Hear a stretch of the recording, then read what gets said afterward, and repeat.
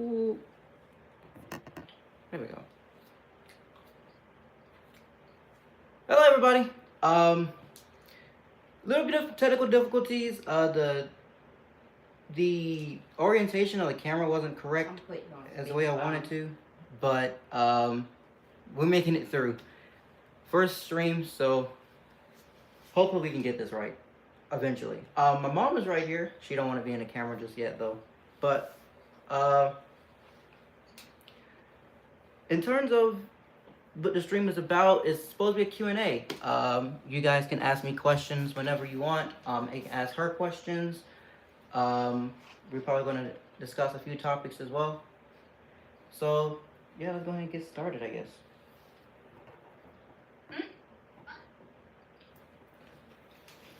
Wait a minute. Also, by the way, we have our aunt on the phone.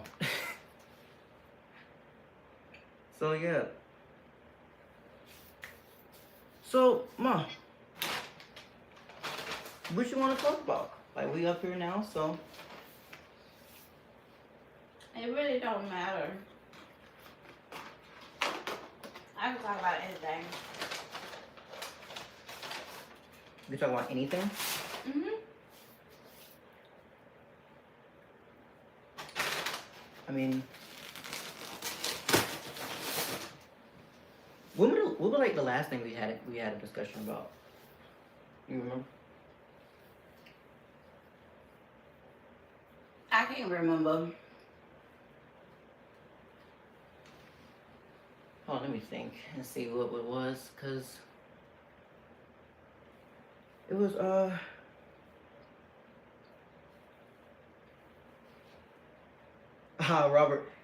Robert said, "I'm just a big fan of yours. I have watched your videos and loved them." Thank you so much, Robert.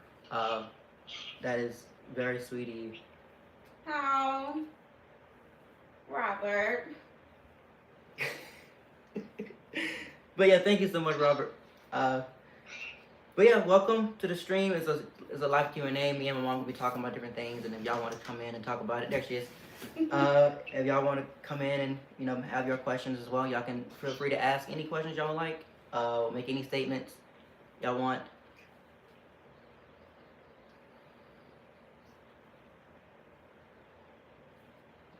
Yes, yes, Yaman. You supposed to read that out. Not yes, because I can't even What? see it. It's right there. You can see it. I cannot see them little letters. Yaman said, "Don't feel bad. One time you should be on the top." Okay. Am I saying it right? Is Yaman? I think it's Yaman.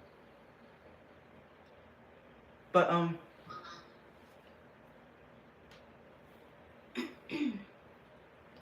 Robert asks, "What do you think about cremation versus casket or coffin burial?" To me, I think that cremation is more personal because you can put it in jewelry, keep that person right here close to your heart. Okay.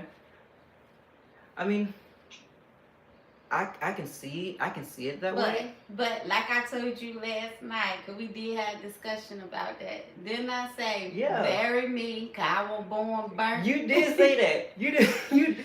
My mom legit was like, last night she was saying, "Bury me because I wasn't born burnt," and I was like, "Don't worry, Mom. I got you.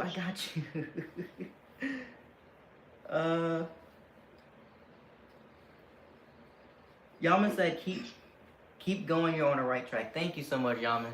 Thank you so much. But yes, to answer that question for you, Robert, I can see where my mom was at. You can't keep them close to you, but strictly from my religious point of view, I do believe that we shouldn't cremate people because when Jesus' second coming, we should be awaiting for him to come back and raise both the living and the dead, and we won't have a body if we cremate it. Well, your body is basically you just burn it. He's taking your soul instead of your body. Well, kinda. I mean, you was kinda right, but was the point of You understand what I'm saying, I'm Christy, fighting. right? Yeah. The soul of your body wants you as. Robert said, "Y'all just mixed me up. LOL. I'm fighting with it." Yeah. In terms of cremation and burial, it's from a practical standpoint, cremation is much cheaper. But Oh, you did not. but you know, in terms of like if you're religious, cremation probably wouldn't be where you want to go. You know, you want to be able to bury them and have them rest in peace instead of like burning their body. All right. So I'm not kidding.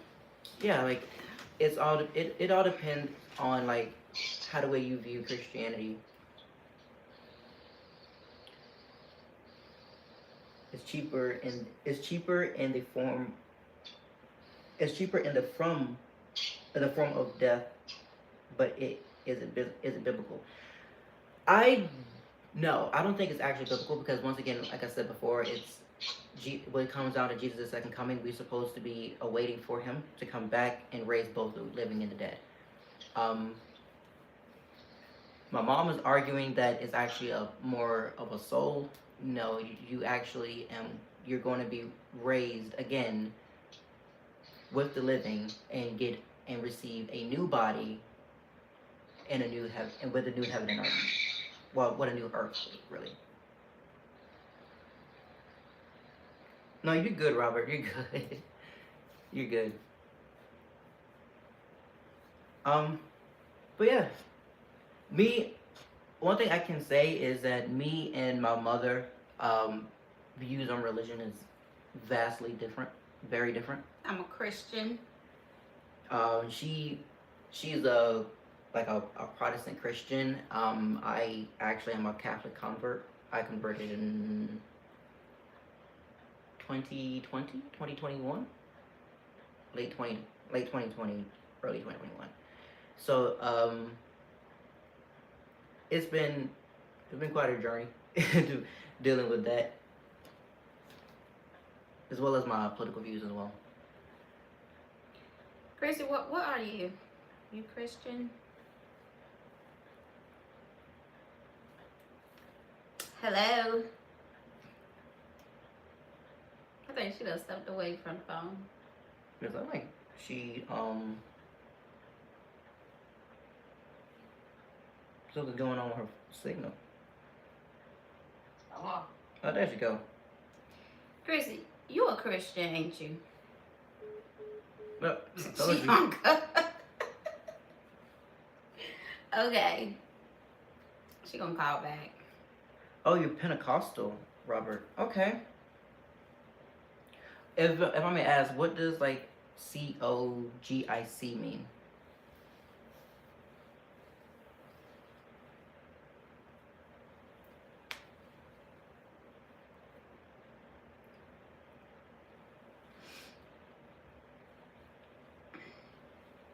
What do you mean? Church of God in Christ. Oh, okay. Okay. If I may ask, like, where are you from, Robert?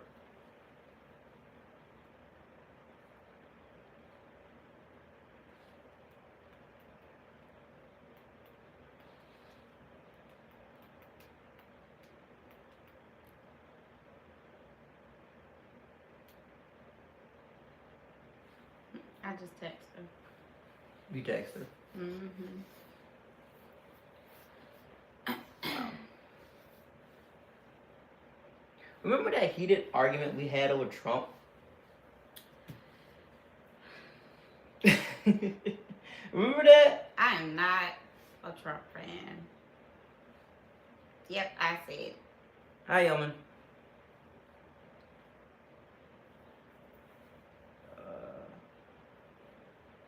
Robert said, I'm from Maryland, living in Nebraska. They have none of that here. It's mostly black sisters and brothers.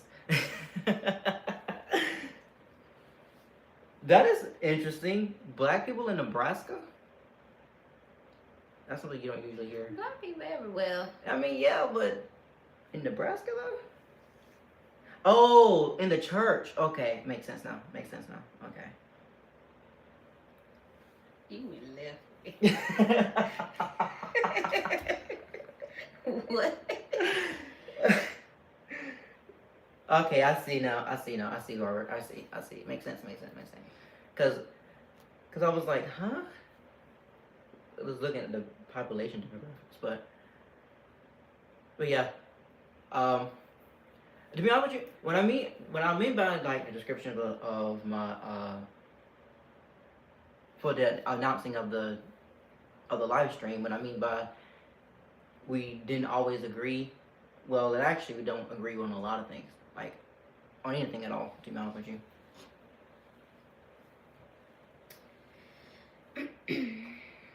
St. John, hi. Much love back to you. But yeah, in terms of everything, we're like polar opposites with each other. I'm Catholic. She's Christian. Well, Protestant. I am more right leaning. She is more left leaning. I am pro Trump. She is anti Trump. Almost everything that we can talk about, we don't usually agree on it. And we can try to find. He's messy. I'm a clean freak. You left that one out. What? Okay, I might be a little disorganized every now and again, but not that bad. It's not that bad. But yeah, always make sure please feel free to ask your questions if you have any.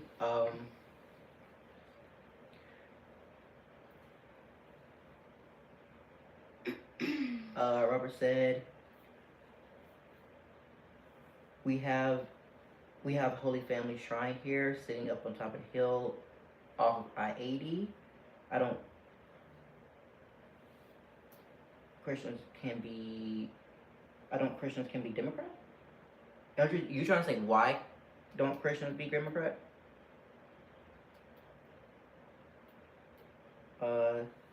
Faith St. John said, can you talk about the Lord Jesus Christ, the Savior? Yeah, St. John, we can. But to answer Robert's question right quick, Christians can be Democrats. It's more or less about the platform the Democrats make in terms of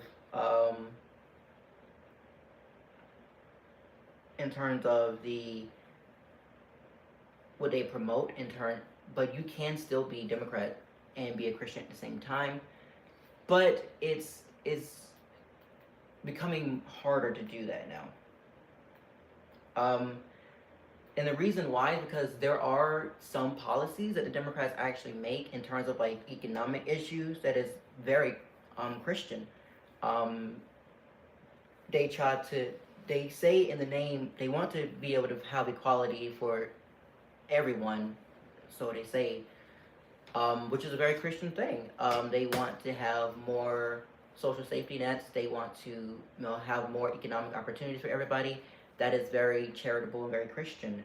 But in terms of their social policies on their platform, it's very anti-Christian. You see, they say they want freedom and liberty, but they asking for too much freedom and liberty, because without freedom and liberty, you need to have order, because without either or, you just have chaos. And that's what the left is spewing into when it comes down to their platform. It's just chaos instead of order. But in terms of the economic issues, some of them I can kind of sympathize with, because in terms of social safety nets, keeping Medicare, Medicaid, all things like that, right? People need those things because not everybody has the means to be able to provide for themselves.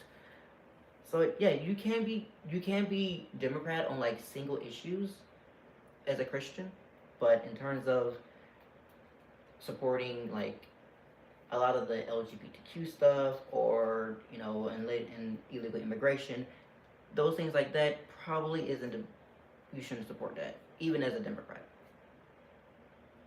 What do you think, Mom? What? Yeah.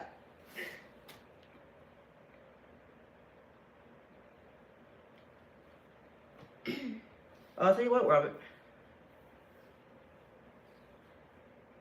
So Robert said, "Come on, Mom, talk to us."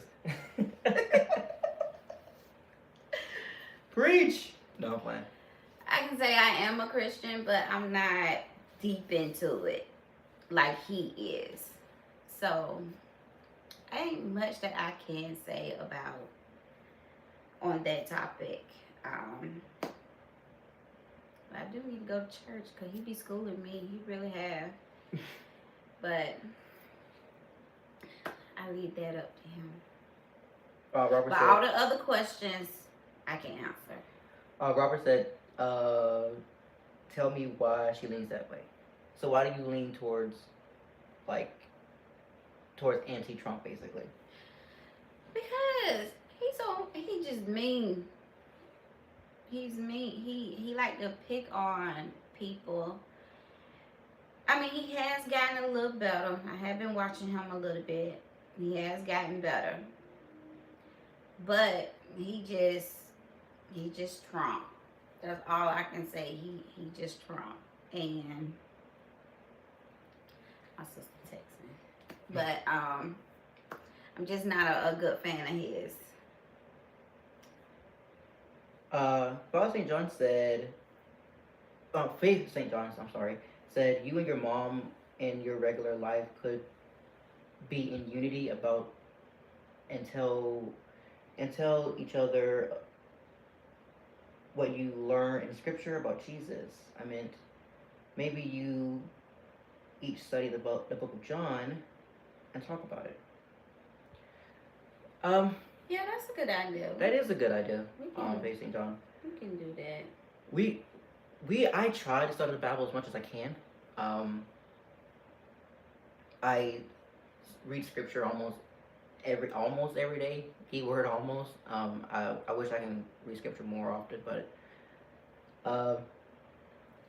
in terms of really getting deep into it, it's all about prioritization, which God is my number one priority, but also be able to have to stay alive because a lot of personal things going on at the same time. But For a second. Okay. Come back. Okay. But it's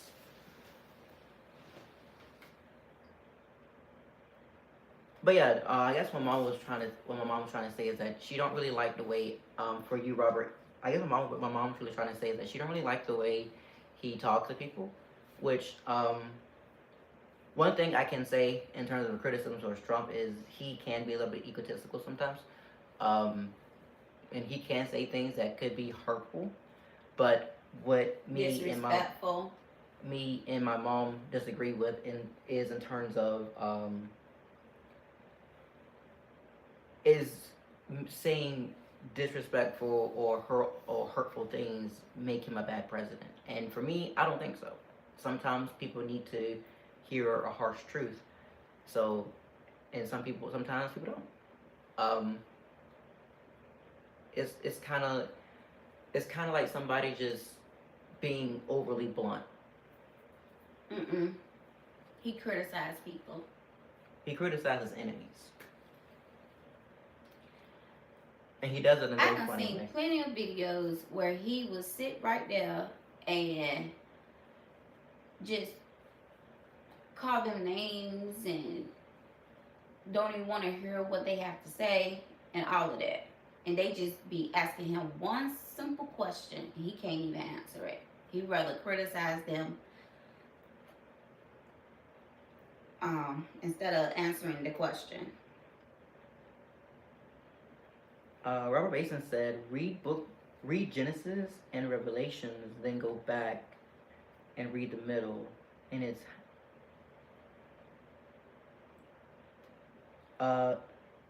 then go back and read the middle, and it's how it started and how it ended. The story is in the middle. That's very true. the Bible is one of the it's one of the books that cross references itself so many times. It's ridiculous how many times it does. Um, you also said, Robert, so none of us have done that. Come on, Mom. So you mean to tell me you haven't done that before? What Trump has done? Criticize someone? Criticize someone, don't really listen to somebody, especially if you disagree with them. Not in a public way like that. I mean, true, but the people that he criticizes is also public figures themselves. So, and it's in their job, it's in their nature.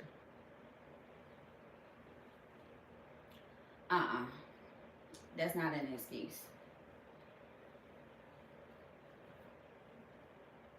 That is not.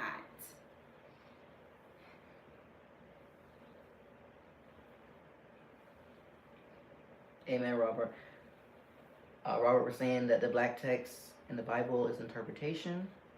The red text is his word. From the horse? Never heard that before.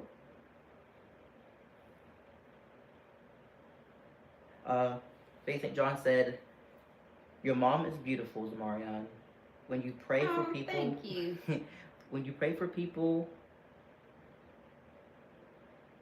when you pray for people, when you pray for people, you don't even enemies. Your heart fills with."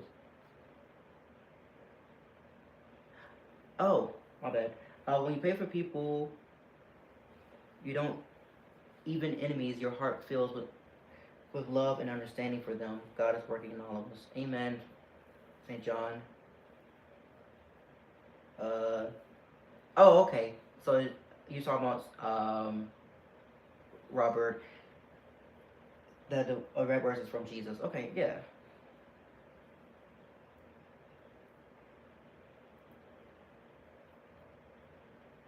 Robert said you're pretty. Thank you, Robert. Yeah, I mean, you know what, Robert, you're right. I won't say the black words are interpretations 100%. I mean, yeah, if you look at it in a way that it is kind of an interpretation because they're like translating scripture from, especially the King James Bible is known to be translated directly from the original Greek manuscripts. So it is kind of interpretations, because then you want to get true context. You have to be able to go back and read the actual Greek word of what it actually said and what it was commonly used as at the time. So I mean, you can say they're interpretations, but even when it comes down to what Jesus actually said, those are kind of interpretations as well, because it's doing the exact same thing in terms of translating what he said from Aramaic to Greek to, well, English with the King James Version.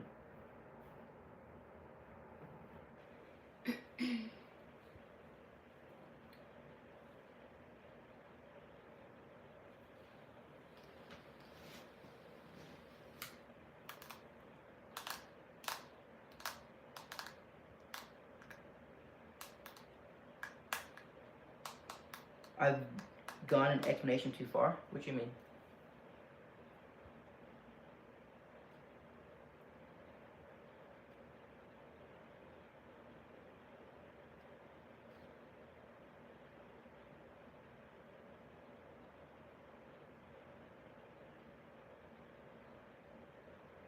Oh, you read it in Greek? That's interesting.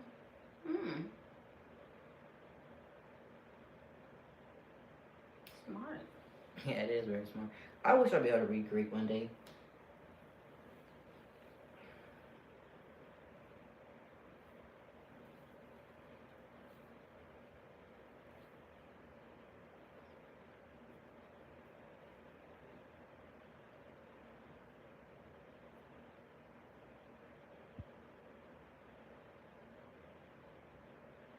Oh, yeah. Um, I would just making an explanation in terms of like when you were saying that the Bible's interpretations. It's, whoa, he's 55. Who's 55? Robert. Okay, Robert, 55.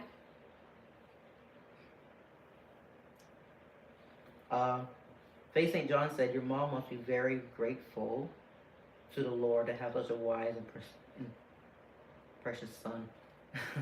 Thank you so much, I do. Faith Son. I do, and thank you. Yeah, I was actually planning on making a video yesterday, but I was like, well, considering I'm going to be going live today, I might as well use this as episode 6. Robert was like, yeah, she has to be.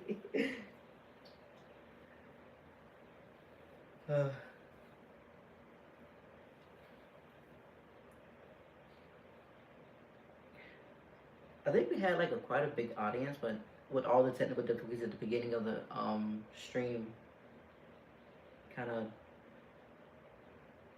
people kind of left it out. It kind of went away. Robert said, "What do we do for fun?"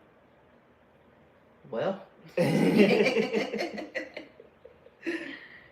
What do you do for fun, Zamarion? well, I play video games. I love like grand strategy games, or I used to play shooters. I still kind of have a soft spot for them, but I mostly play like grand strategy games, probably games that none of us even know about. Robert said, "I used to be a roller coaster rider. Never been on a roller coaster. Don't plan on being on a roller coaster. I am terrified of heights. I don't like roller coasters either. I am so scared of heights. I'm terrified of heights. Yes, Resident Evil is a very good game. I only played a couple of them. I wish I played more of them though. But and I also like to go out with friends. You know, go out to the movies.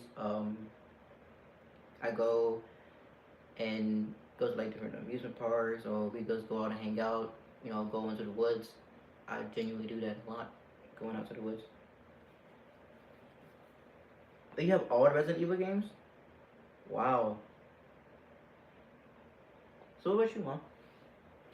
What I like to do? Yeah, what you like to do? What you do for fun? Okay. Hold on. Okay. Chicken nugget. Okay, what I like to do for fun is I do like to go out. I do like to go out to eat. I love eating. And let's see. I like to write. I do that for fun. I wrote 2 books already. And of course I like to drink my little wine. Yes, I do. We all adults here. I'm hoping. So that's all. Like to hang out. I have friends that we get together and have girls' day. Let's see. Go to the movies. I like movies, especially Lifetime movies. I think that's it. I'm not doing either one of them things. I'm working. I work with children's and pregnant mommies. So, yeah. Faith St. John said, what were you going to talk about in the video? I wanted to talk about a couple of current events that was happening during the week, which was the Middle East. And I also wanted to talk about the ice race that was happening. Not ice race, but the ice protest that was happening, especially in Portland. And it was a conversation that I had with my mom, I think the night before, about like racial stuff. I wanted to talk about how there is like always victimization of a person's identity, right? Like for instance, in terms of me being a person of color, people automatically assume that I believe that the world is out to get me. I don't think that at all. Or if you're a gay person, people was hopefully people don't, but people would assume that, oh, this person is LGBTQ, he think he's super oppressed and all that. I don't believe any of that. I don't believe that people is out to go and get people that just is different from them. Now, I'm not saying that it don't exist, because it most certainly do, but in terms of like a systematic scale and a large scale, no, not here in America, not in any type of Western world. In fact, if it wasn't for Christianity, we wouldn't be accepted for any of this anyways. If it wasn't for Christianity, slavery wouldn't have been ended. If it wasn't for Christianity, you know, people that were homosexual wouldn't have the rights they have today. Now, should we defend Christian values? Of course, but should we discriminate based on people sinning? No, hate the sin, not the sinner. Now, being black is not a sin though. No, so, but yeah. And in terms of the ice race, I was going to talk about how people are misconstruing what ICE is actually doing. They're saying that they're ripping apart families and all that. And in a sense, if you put it that way, it is kind of the case. But also, you still commit a crime, you still go to jail for it. That is ripping apart families. So how is that any different than a person going to jail, leaving his daughter or her daughter or son, versus a person getting deported, leaving their daughter or son?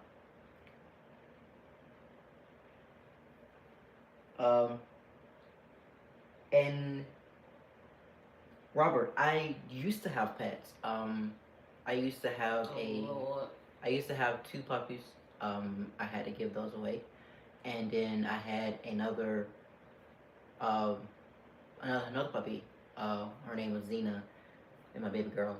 I kind of gave her away, but she's with a friend, so I kind of still I'm around. Not really, but I am at the same time. It's kind of weird.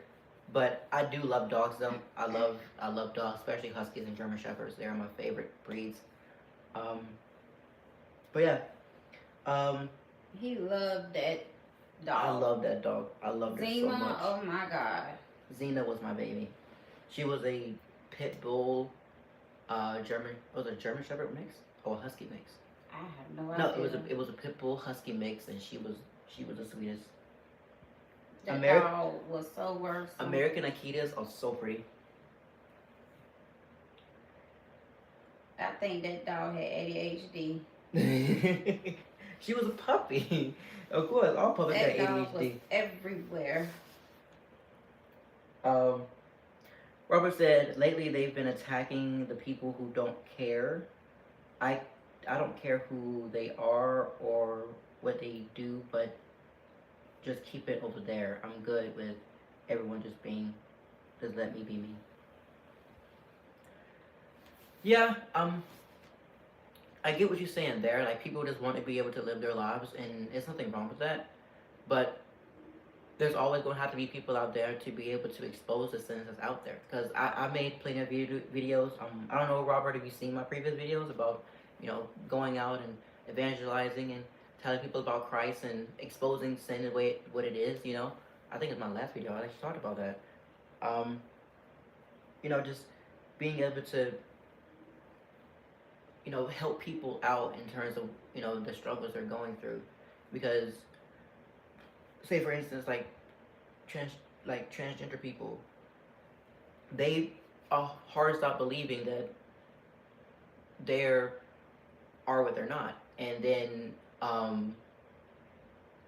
when we have these high suicide rates with these people, they want to blame something else instead of actually looking in and like, maybe something else is wrong.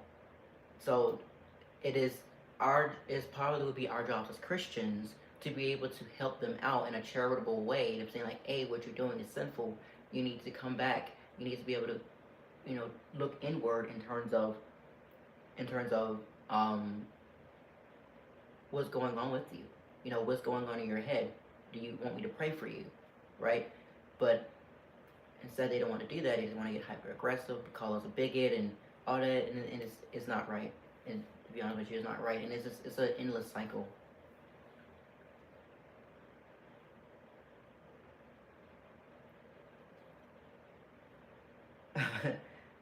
Well, thank you, Robert. Yes.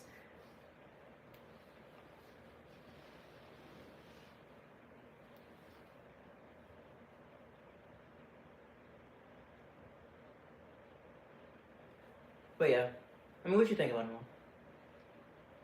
Are you solitaire? What? What are you doing? You just got like you wandered off of. I was listening to you. Where he's from? The one that answered that question. He said keep that all the way over. Keep that over there. Robert, he's from Nebraska. He said he said it earlier. Basically, John said the Lord made the world so beautiful with all the different colors and varieties and looks of people. Many people, all colors, struggle with their identity. Psalms 139 explains how the Lord sees all of us. 100% facing John. Like people, it's crazy to me. I've done so much research in terms of like what race was and how it started and how all this became a thing, and it's baffling to me how it actually happened. Like, um, when the modern concept of race, it actually wasn't even from a racist point of view. It was literally just philosophers, because at the time when this all started out, biology wasn't actually biology yet. It was still a philosophy. They call it the philosophy of creation, and they was trying to figure out and understand the world around them. And there were two early biologists that was looking the same way they was looking at frogs or fishes or anything like that. They was doing it with human beings, and they were looking at behavioral traits between different cultures, and visible traits between different people. And these two biologists, I can't remember their name off the top of my head. I'm gonna have to look it up. But these two early biologists, they was the architect of the first modern races, basically. But they never considered them as like races. They were just like these are just the difference between people in different part of the world. But later, actual races, I think about 50 to like 100 years later, they actually just took that info and turned it into something completely wrong.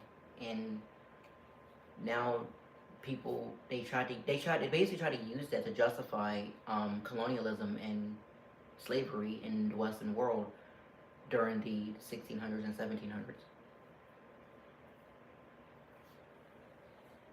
But thankfully, we came to our senses after World War II.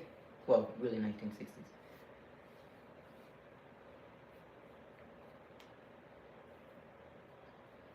It's really crazy to me how that all worked out though.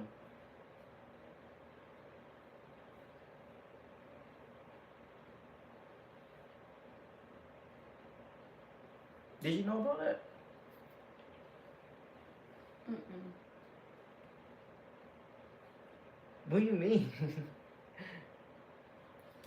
What? Why? Yeah, Mom, it's supposed to be a Q&A between the both of us, so she nervous, y'all. That's all it is. She's nervous. I am. That's why I'm way over here.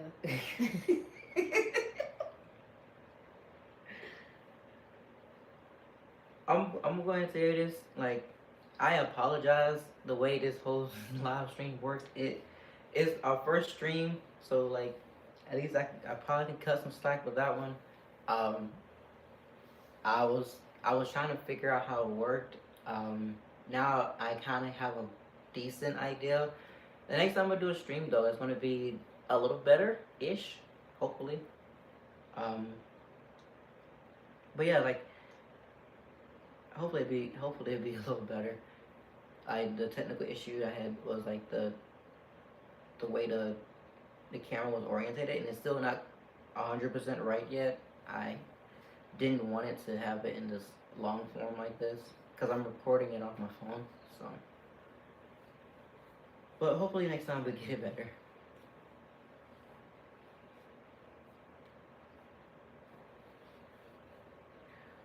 You have any questions for me though?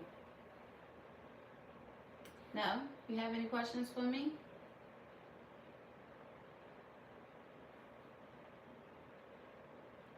Hold on.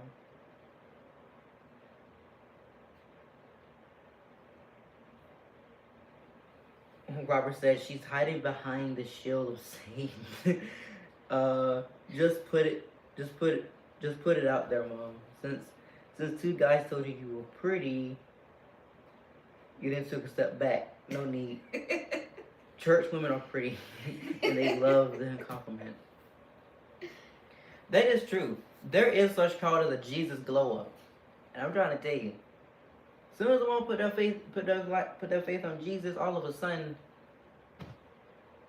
they look gorgeous. Because they're happy and they feel good. Once a woman feels happy and that makes her feel good. Yeah. It comes out. Yeah. Like something like when a woman get a new outfit and she thinks she's pretty in that outfit, guess what? That glow come out. Mm-hmm. When a woman thinks she feels good, look good, smell good, all of that, she got a glow about her. Mm-hmm.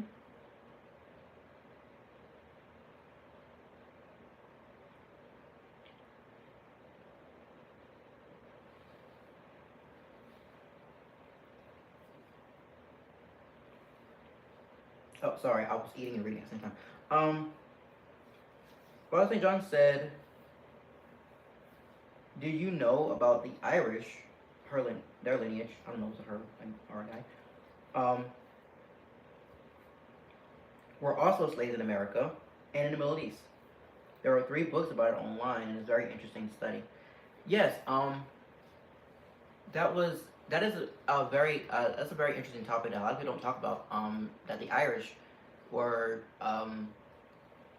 also enslaved in America. In fact, I think they was actually enslaved way before Africans were. In fact, yeah, because the first slave owner in America was actually a black man the slave wasn't an Irishman. And the black man wanted to keep him, and the court said sure. But yeah, like that's a very interesting topic, and a lot of people don't talk about the slavery in the Middle East as well. Like there's a lot of slavery in the Middle East, especially even today. Like the slave market in the Middle East is very, very lucrative. I actually read a book about how slavery was happening in the Middle East, and it actually led all the way to America, where she eventually got found, and they called it human trafficking instead of slavery, when it was actually just slavery. Well, human trafficking is slavery anyways, but that's a whole nother topic. But yeah, like there's slavery in the Middle East is very rampant, and nobody talks about it at all. Nobody talks about it. But in terms of the Irish, like that is something that's very it's sad, because everybody talk about the African slavery, the chattel slavery, the transatlantic slave trade, but nobody actually talks about when the early Irish settlers that was here, and they got put into indentured servitude too. Nobody talks about it, and it's very sad.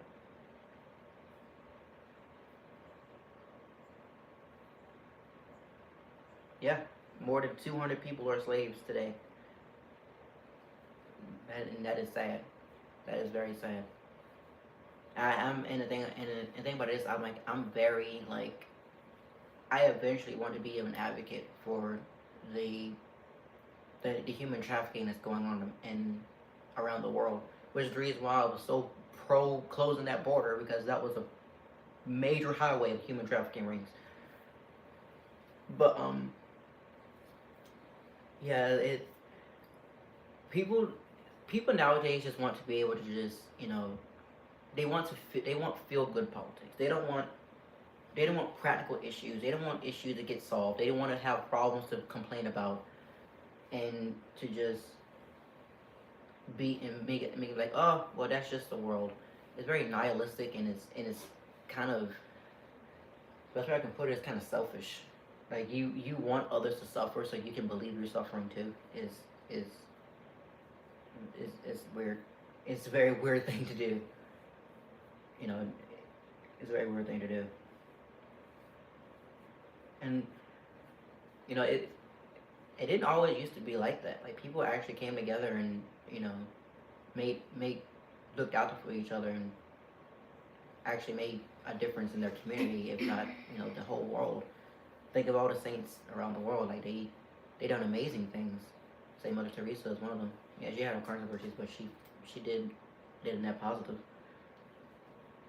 Saint Francis, like he created a whole organization that has been feeding the poor for centuries now.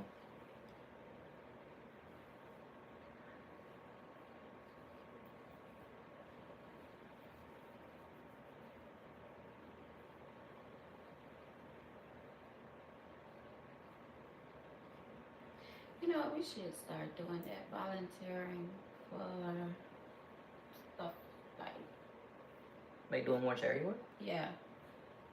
Yeah. We should start doing something like that. I think it'll be our way to give back. Yeah, it's always good to be able to do that. In fact, charity is one of the biggest things in Christianity. It's if you don't actually, if you don't do anything for others, then what gives you the right to have it on your own?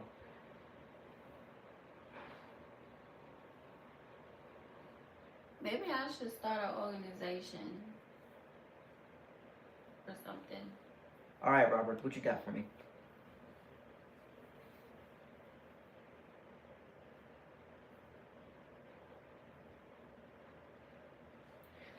Yes, fake Saint Joseph, like fake Saint John. I apologize. It's I eventually want to be able to do that. Oh. So Robert asks, where in the heck did your mom get that name from? My name. His daddy named him. Yes, my father named me. My father named me all the way. No, I think he gave my middle name, didn't you? Actually, I didn't even give you your middle name. Oh, I thought he gave my middle A name. 4-year-old did. A 4-year-old gave my bruh. What? Yeah. You just don't telling me? I thought I told you. Yeah. I was really young when I had him. I was 18. So yeah, I was a teen mom. I was legal, I was grown, but I was a teen mom. So, but majority of when I was pregnant, I got pregnant when I was 17. I had him when I was 18. So yeah, that explains it. That's why you look young. That's I look older than my mom. I look way older than my mom. now you're 20. Sounds very real. I'm Yeah. 38. My name actually has a very interesting poetic tone to it, because Alston actually means noble stone, or the cornerstone. Jaquay is actually a version of the word Jacob, which is if you everybody know what the story of Jacob was, when he literally wrestled with God until he got what he wanted. And then my first name is Zamarion. Za actually means to sing or song. I can't remember what it's from. I think it's from Hebrew. And then you actually have Mary in my name, Mari, and then on the act of. So my first name, if you put it in like a more poetic way, is the Song of Mary, of which he how did it go again? I think you told me that one time.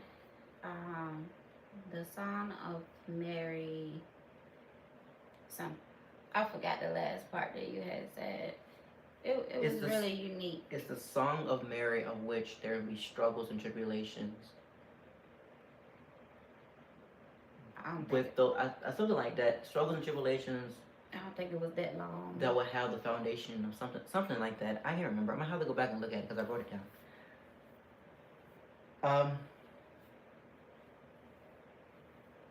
Yeah. Yes, Jacob is Hebrew. Yes. My name. Yes, it is different. And there's actually a lot of Marians from where I'm from. There's a lot of people that I know. I know a Tabarian. I know a Jamarian. I know a Omarian. But I've never seen anybody have the word Z in front of a Marian before. How long did it take you to be able to spell it without help? I was like, what, 5, 8? I don't know. He was actually a smart kid. So spelling his name was not a problem. It was difficult though. Still difficult. I didn't even have to help him with his homework. That's how smart he was. His brother is the same way. Both of them in a different sense though. Both of them are really, really smart. They make straight A's. They do. I don't know what happened to Joshua though. Oh my God. Joshua has talent. He's more creative. Yeah. Oh, you and Joshua can sing. Yeah. He can sing really good, y'all. Y'all heard? Did you put a video? I was thinking about it. I didn't do it because I was like, it don't really fit my channel. But hey, if y'all want me to sing on my channel, I can sing really good. If y'all want me to, if that's the type of content you want, I'd be more than happy. Yeah, get Joshua to sing with you. I would definitely, if y'all want me to, I would definitely sing faith-related songs with y'all, or to y'all want me to. But yeah, my little brother, my youngest brother.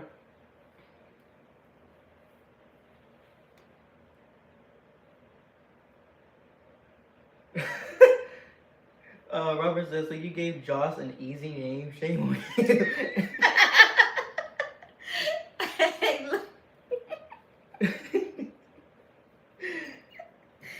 I got kind of lazy at the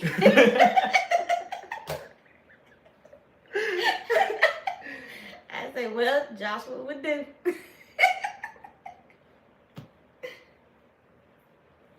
My mom was breathing in the earth, and the nurse was like, Joshua? All right, we do that one. Joshua.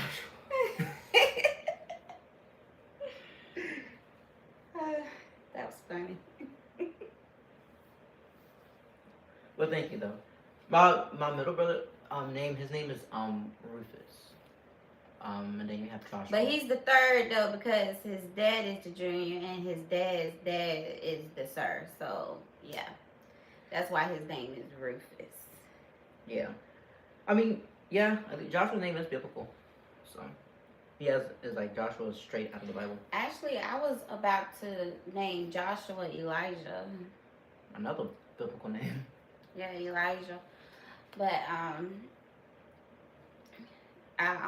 we gave him Joshua because of his aunt. His aunt had passed away the same day I gave birth, that day.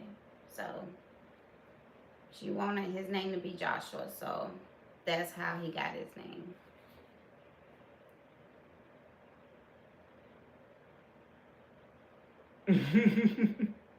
I got chicken nugget. He just being rude. Where are your 4 children? So, my family is very mixed. Her side is half of her side is white. And then her side is white. And black.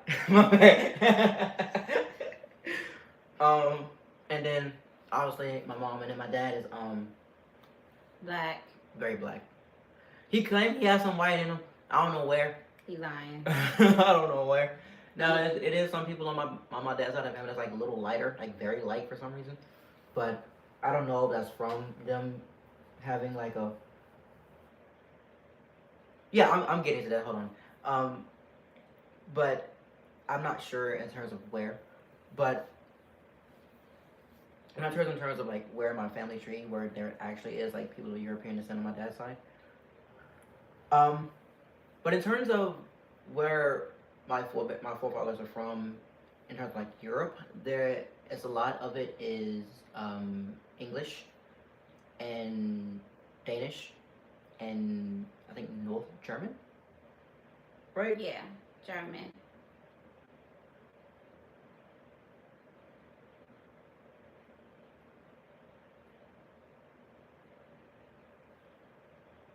$55 read. I like it.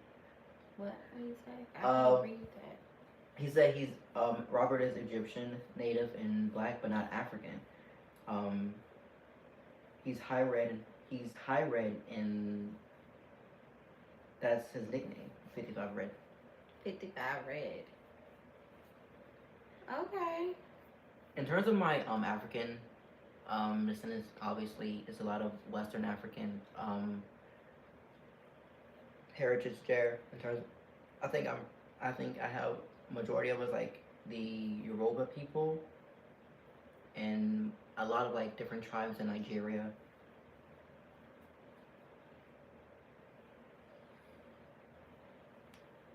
And we found out because we did that ancestry. Yeah, we did the ancestry thing. I mean, I don't think it's 100% accurate, but you can get a good ballpark because it makes sense. What surprised me though was the fact that we had like Danish in us. I was like, how'd that work?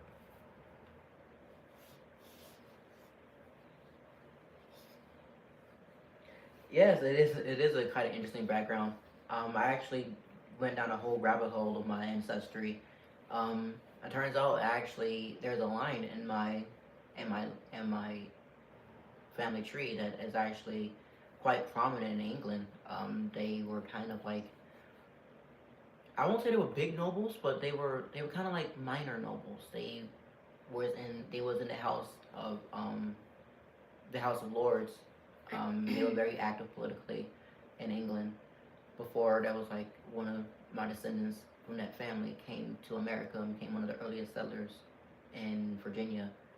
But they eventually made it down to South Carolina, which is interesting.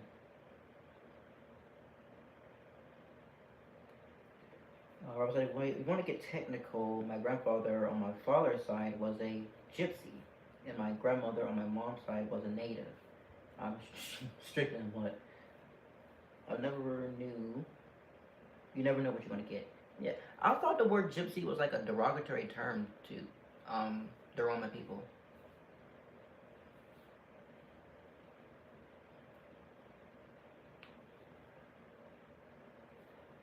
Well, I was told that. I was like, don't say gypsy. They're Romans. I've heard that before. I think we all mix. That's what I believe. Yeah, we're all mutts. Every single one of us. All of us got a little bit of this, a little bit of that, some of everything. Oh, okay, so it is a derogatory term. Okay. I mean, yeah, and the thing about it is, people are so obsessed about racial purity. What does that even mean? Do you want to be racially pure? Like, what does that even mean? Like, in order to do that, do you know how much inbreeding you have to do?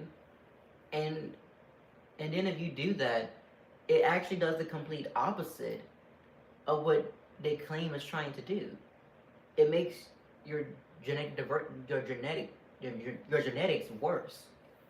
Like the Habsburgs, for instance, they were the prime example of them keeping it pure, and look what happened to them. Half of their family died because they kept marrying each other and having kids with each other. It's actually a very biblical way to put it too, because like say for instance for the Tower of Babel, like he screwed up all of our languages and forced and it made us have to spread out to go into different parts of the world is very biblical. Like being not like multiculturalism, not be like multicultural, but you know, having a shared value regardless of what your skin color or whatever your genetics are. Like being able to come together as a community. Because multicultural doesn't work. And that don't work. But you know, coming together regardless of what your skin color is or whatever you got going on, short, tall, skinny, fat, to a certain extent, you know, coming together with shared value.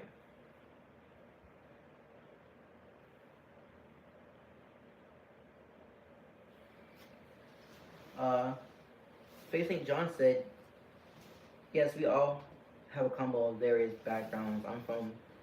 I'm part Egyptian also. I have a beautiful lineage. Oh wow, I have all the Egyptians, at least Egyptian descendants. Faith St. John, so like what denomination are you? Are you a Protestant or are you Catholic, Orthodox? If you're Protestant, what denomination are you?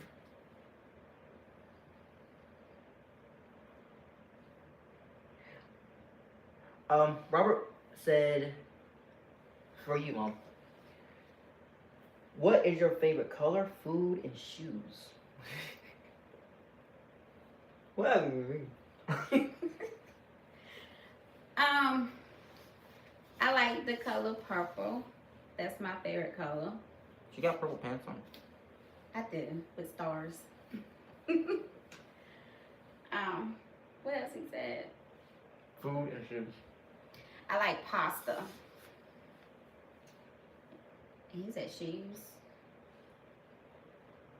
Nikes. Like Nikes? Yeah. I thought you was a Jordan girl. I like them both. I like Jordans and Nikes and heels, boots. Wintertime is the most where I wear all my boots at. But wear heels in general when it's cold. But that's what I like. Okay. Yeah. I didn't even know you like pasta. Oh, Well, I should have known you. I should have known. Well, I should have known you liked the pasta. But Pizza. you like pizza? Pizza.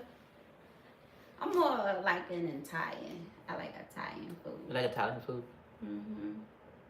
Even though I'm allergic to tomatoes. Ain't that something? You're allergic to tomatoes, but you like Italian food. Yep.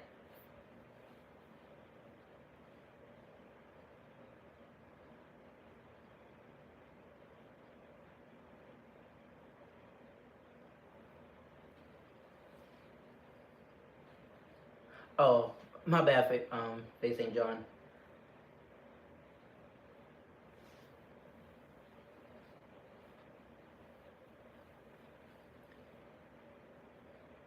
Non-denominational.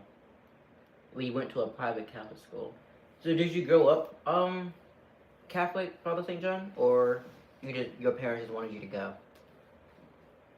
Oh, and Robert said, "Oh Lord, purple, pasta, and Nike." He forgot Jordans. You mentioned the Jordan. He said, no. He said, I thought you were going to say 50 Shades of Grey. Oh, that's my favorite book, that, by the way. I love reading that book. And then he was like, heels?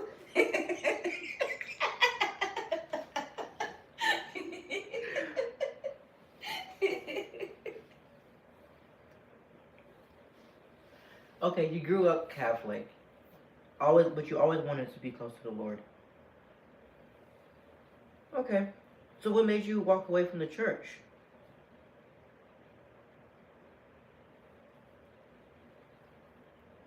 So I did the complete opposite.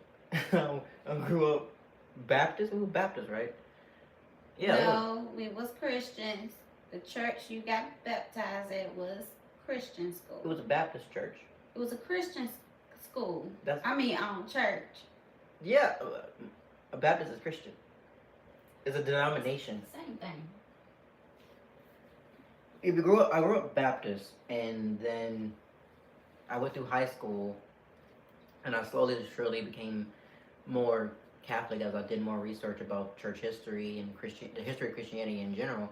And I come to the realization that how can one man say that 1,500 years of Christian history is wrong, and all because of a printing press? I was like, I want to go back to how the way we originally worshipped. So I became Catholic. I could have become Orthodox. I was close to doing that, but it was more practical to become Catholic.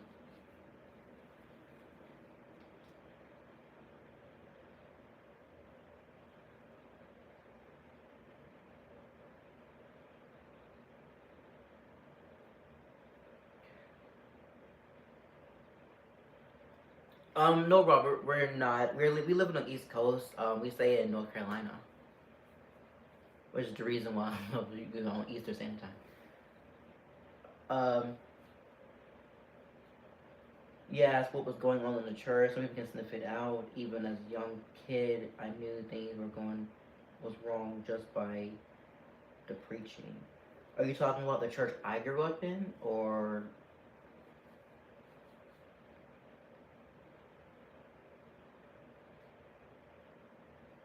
Everybody's moving to North Carolina. I don't understand it. Why is everybody moving here? I'm trying to move from. You trying to leave? I'm trying to leave. I ain't trying to leave. I like my state. Well, I don't like the town that we are in. Oh, okay. True. Some people do walk away because of the church. Especially when a church is not feeling right anymore.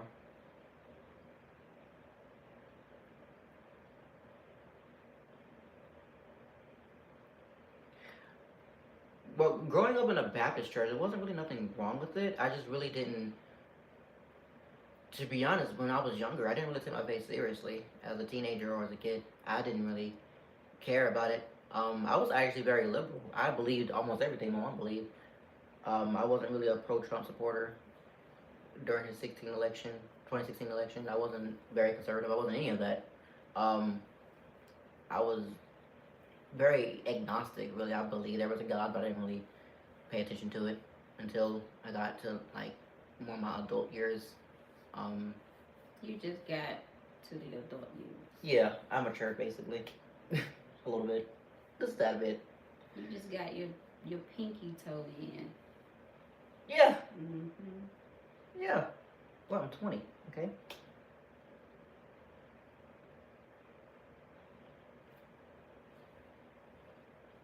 Upper Room Church of God in Christ Bishop, God in Christ, Bishop Patrick L. Wooden.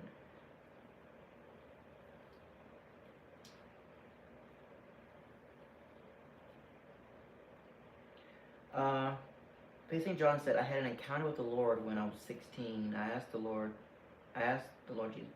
Jesus into my heart to be my Lord and Savior and become born again, quote unquote, Christian, and become a born again Christian, and have been blessed to serve the Lord since.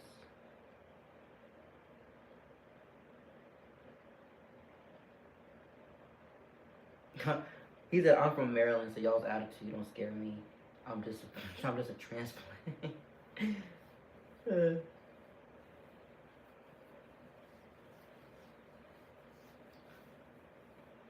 Okay, Faith St. John.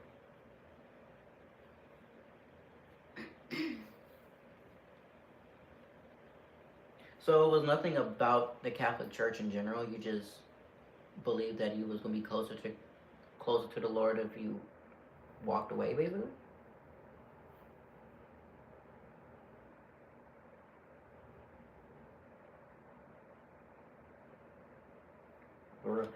Robert over here carrying a lot right now, just making everybody laugh.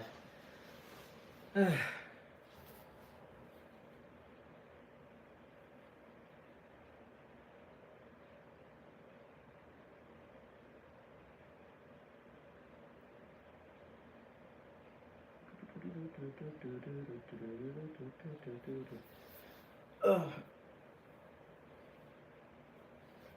You got any questions for me? No, you got any questions for me?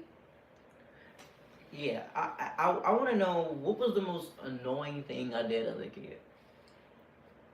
When you wanted to start your own.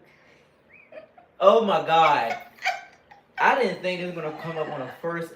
Oh, okay. So He had everybody. I gotta tell this is a little embarrassing. But Okay. When he was like, I'm gonna say, well, you like 8, 9? I was in middle school. You was in middle school. I was in 5th grade, I think. 10. He was 10. He wanted to start his own country. He had he had a notebook that he wrote down what everybody's jobs was going to be. I forgot what you named your country though, but he mapped it out. He had everybody sign a piece of paper saying that we are loyal citizens. And that went on for months. And you know what I did? I signed that paper. I sure did. I said, well, we going to it. Well, let's go. So, yeah, that right there was annoying because it lasts for a long time. A long time. I said, well, you know what? We going to this country. Look like we moving. I guess. So, yeah, I had to step in and I'll say that. Faith D. St. John says, so you wanted to be a dictator, Z? I mean, no.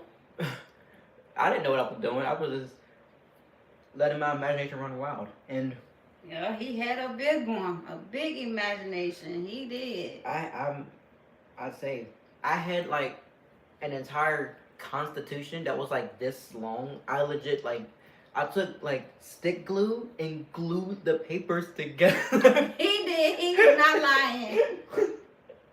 He did. It was the funniest thing. I said, Lord, he went as far as writing laws for his country. You wanted to be a king. Yes, actually, that's exactly what it was. It was. I actually remember the name. I called it the Kingdom of Berlin, and I was the king of that country. It sure was. That was the name of it. Berlin, Werlin. It rhymed Berlin. I don't know how I got Berlin and that like that, but yeah, that was it.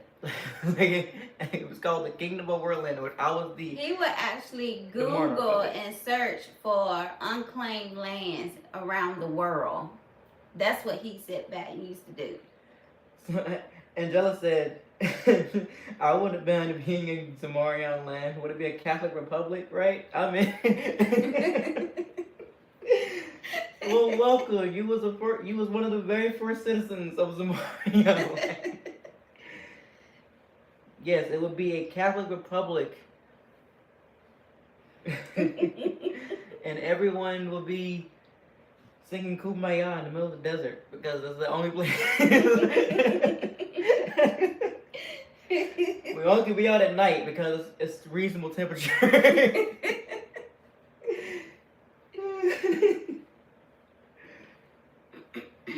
Good memories.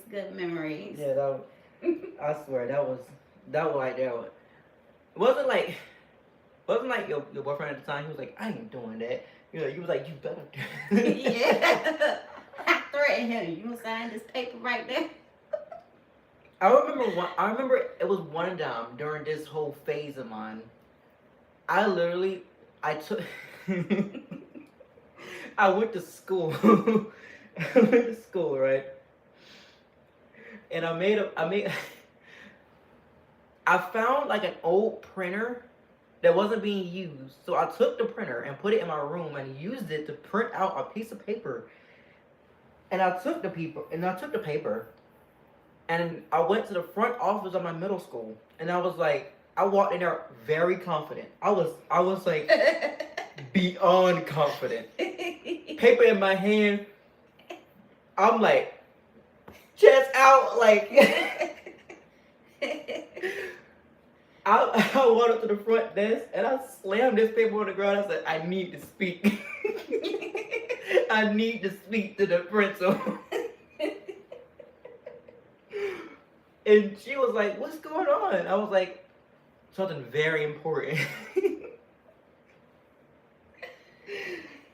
So she was like, okay. Mind you tell me a little something so I can let him know? And I was like, you see this paper right here? I need you to print enough pieces of paper to give to every single last one of the students in here. To give to their parents, to give them permission to become citizens of my country.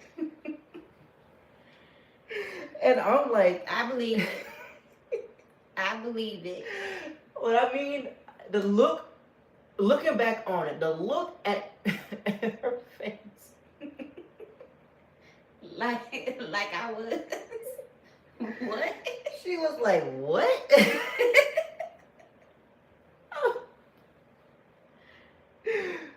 Yeah, I'm glad you out that phase. They actually entertained it. They didn't like shut me down. The principal actually came out of his office and he talked to me. And he actually let me go on for like 30 minutes about what my country was. And he was like, I'm gonna take it into consideration. He folded it up and went back into his office. And I was like, thank you, good sir. The paper was in trash. Alright, that was a bit key. I swear, that right there is like the funniest moment I know about that whole phase. I swear. Faith St. John said Zealand, not to be confused with New Zealand. Yes. We're making the old Zealand.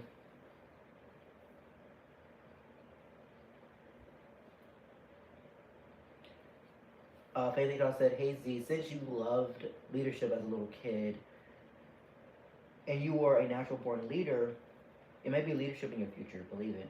Yes, I do want to eventually get into politics one day. In fact, one of the key reasons why I got out of that whole little phase is because what my mom told me. Because my mom actually she wasn't got real frustrated.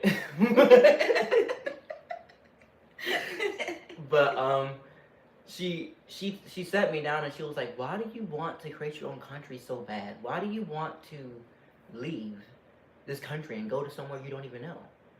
And I told her, I said, because I don't want to live in a country where so many bad things are happening.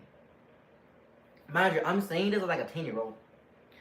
And she was like, she told me, well, wouldn't it be better to just stay here and make your home where you at better than leaving it the way it is and making something new in a place you don't know? That is a true story. And I remember that. And when she told me that, I was like, that actually makes a lot of sense. What is the point of leaving when you can stay where you already know and make something better out of it? And that's been my view on life ever since. Like, there's no need to leave something just because it doesn't agree with you, you know, or it's not right. Go into it head first. Go into it and, you know, fix the problem instead of running away from that problem. But that's exactly what you're doing. You're going to run away from problems instead of actually going back and fixing them. So that's been my goal.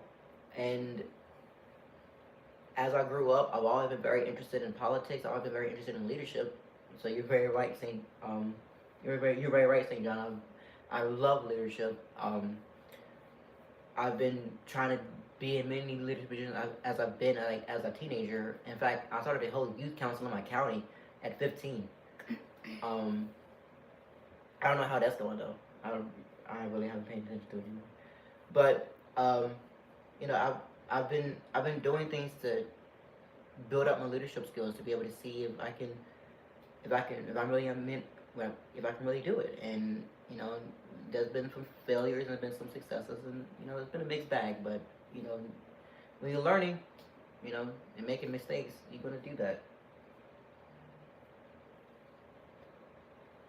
And you know, it's for me, leadership isn't about just politics though, because you can always have go in with a partisan view, but a leader is also a person that can unite people, that can bring people together, that can rally to a cause that everybody can agree with.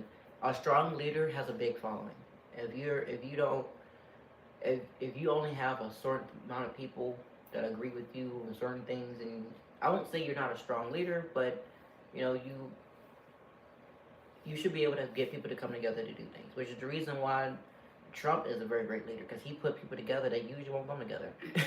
Right? He has one of the most racially diverse right leaning movements in America. That's a strong leader.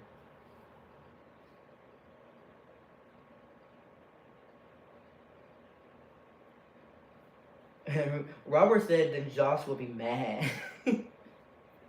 You don't have his own country.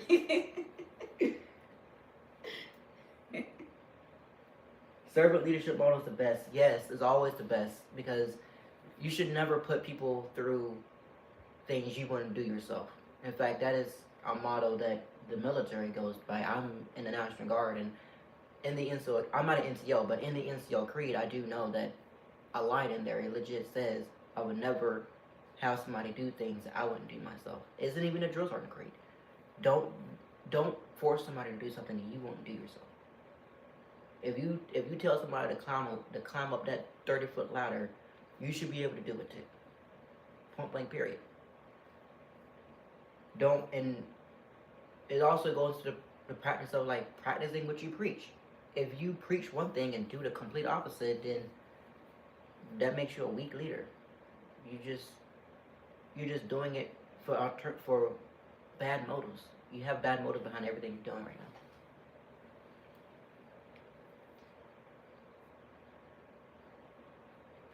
Yep, serving, representing, and helping others exactly. Because you know, a leader a leader is supposed to be a person that can take care of the people that's following him. It's like a shepherd. Jesus Christ is a perfect leader.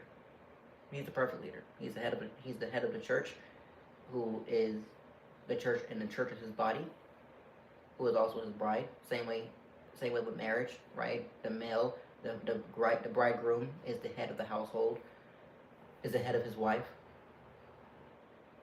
Um, so it is all in when it comes down to leadership, you have to be able to make sure you take care of the people that's following you. The same way where a husband has to take care of his wife, that's showing leadership. So the same way as a political figure has to take care of his people. If you're the president, you have to take care of your people. You know, if you're a king, you have to take care of your people. In fact, your country is your household. That's how the way it was in medieval Christendom. Kings viewed themselves as the head of their household. Naomi Rain, that sounds very familiar. Hold up. Why that name sound familiar?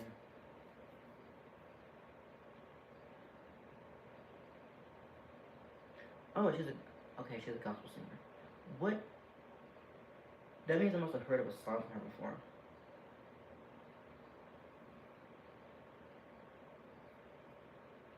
And the thing about this, I'm not even that good at knowing names of songs.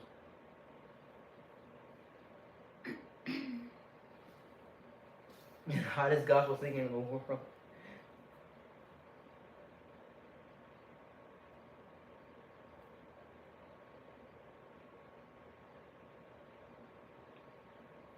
Yes, Faith St. John.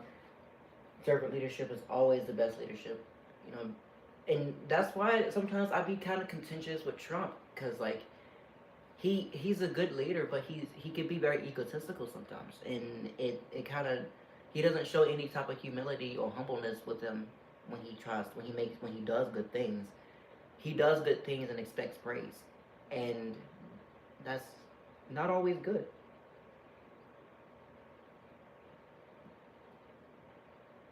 Now, should we praise him for doing those good things? Yes. Yes, obviously. But, you know, you shouldn't do a good deed and expect to get, you know, clout for it.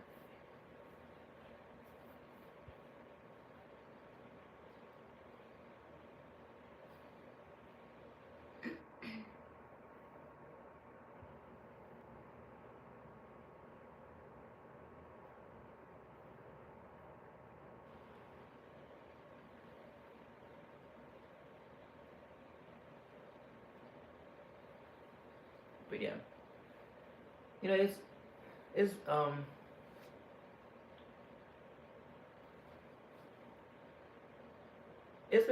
like, dang, what was I about to say? It's like it was there and I was about to say it and then it just didn't even come out.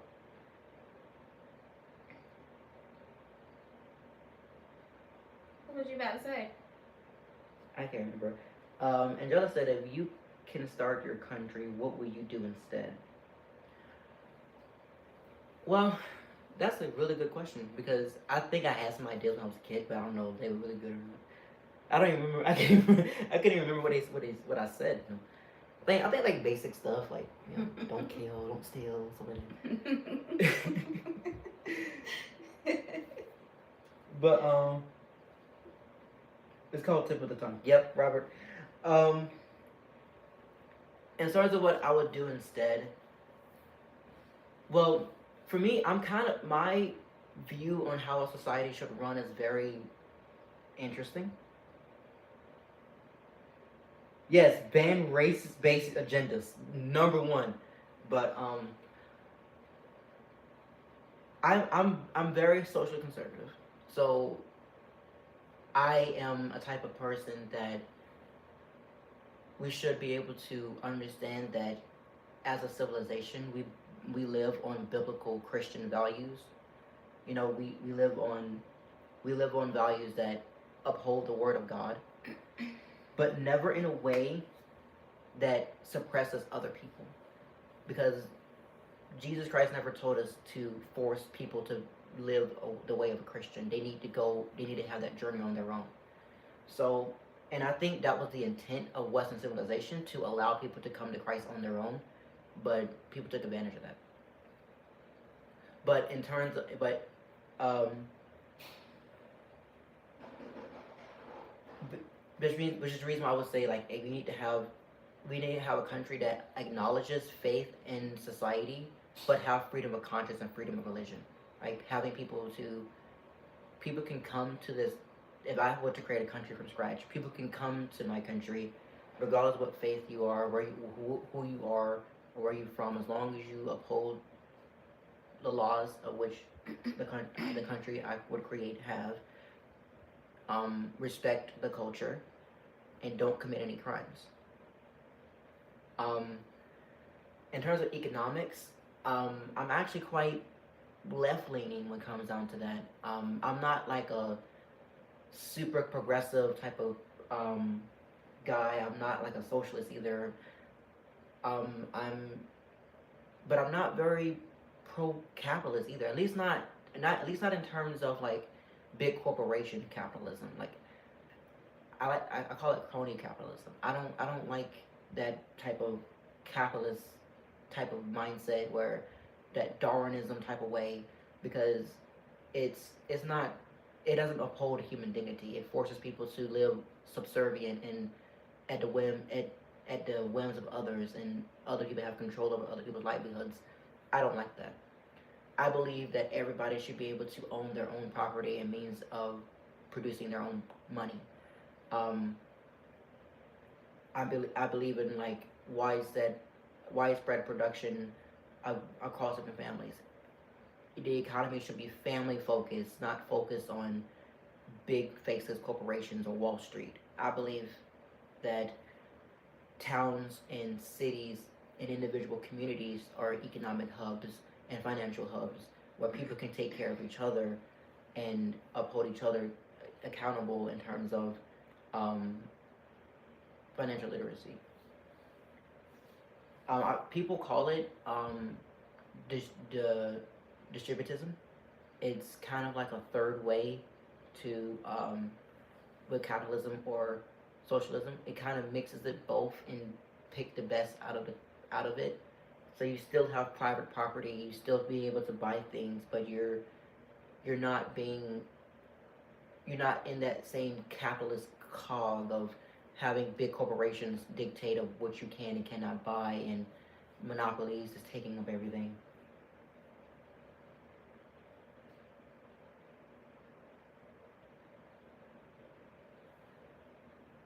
Robert said, "You and your mom are watching MSNBC and CNN. I don't have a problem with billionaires. They work for it as opposed to sitting at home all day and watching The View."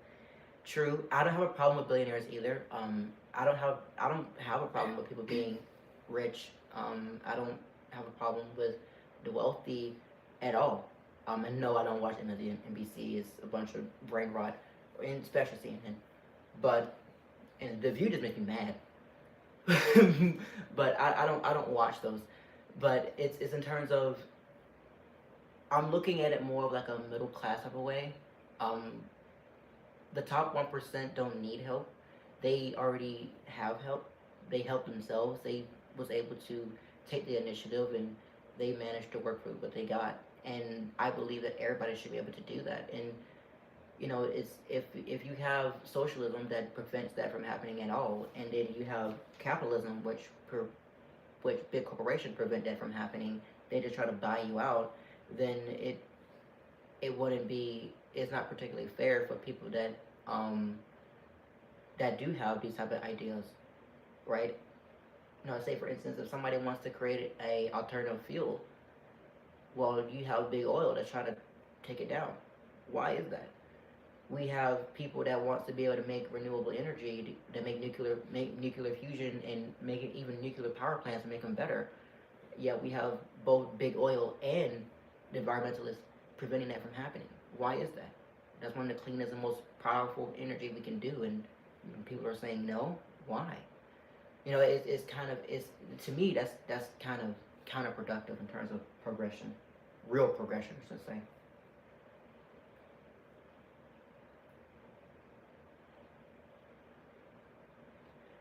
Distributism sounds like the way things were structured in medieval times, which was actually quite sophisticated. Yes, medieval society had a very distributive like economy, with the guilds and keeping work quality good, even product quality.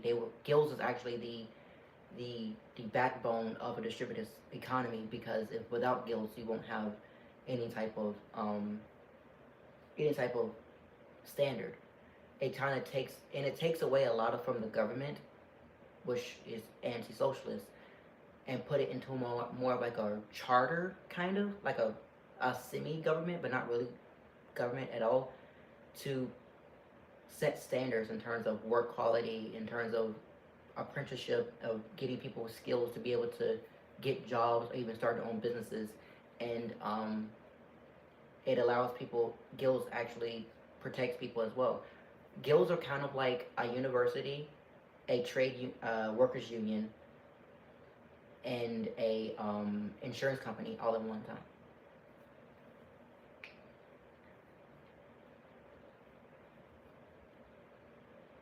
So what? Barbara says, so what about what I said above it? Hold on. What was your question again, Robert? Yeah. Okay. Yeah, you do have to make your way, and that's the whole point of distributism. It's actually, it kind of, it's not like forcing people, but it gives them better incentives to be able to make their own way in terms of picking their vocation, right? And it gives people better opportunities to be able to do that. If you have a business idea, well, you can do it without having to worry about big corporations trying to take you down. If you're trying to find a job, you're almost guaranteed to find one, because the guild's going to make sure you're going to find one. It's nothing in terms of what I believe, my economic view, that prevents people from getting rich or starting businesses or, doing anything like that. In fact, private property is extremely important. Like is that's the whole point of owning what you work for, right?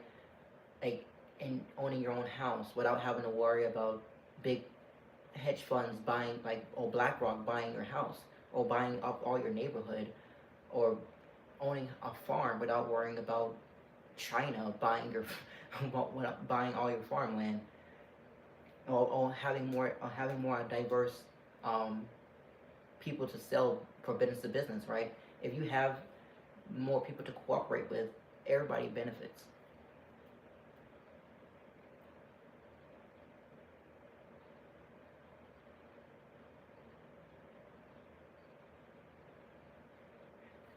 Yeah, basically, John.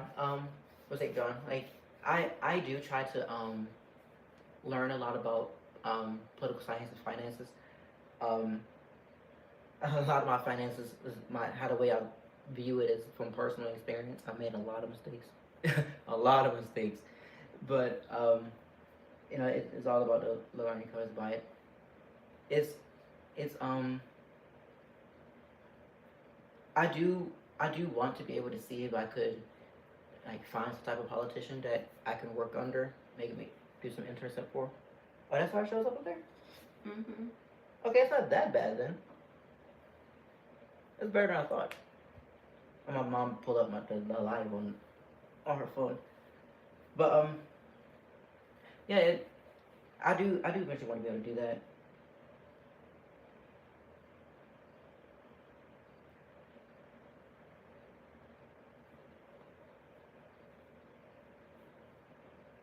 You know, I know a lot of my economic views won't be agreed upon with a lot of people, mainly because people don't really understand it, and I try my best to be able to explain it to people. But as the years go along, I'll be able to make it more simplified and bring it more into a modern world, because it is a very um, medieval in general.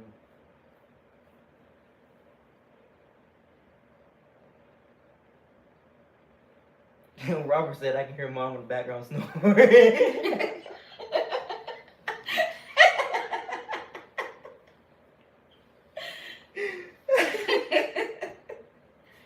I'm listening. I'm listening. I'm here. I'm here. The thing he said he was snoring. Am I being boring?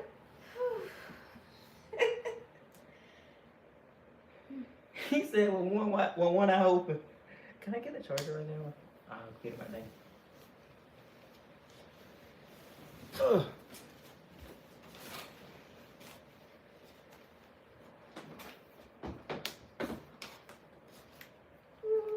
There we go. Should got some snacks.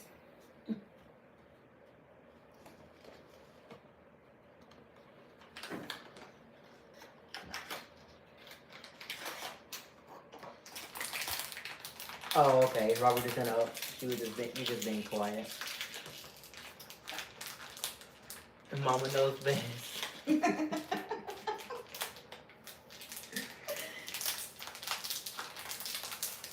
hear that? Huh? You hear that? Do what? What was happening? I ain't making too much noise in them. No, you good.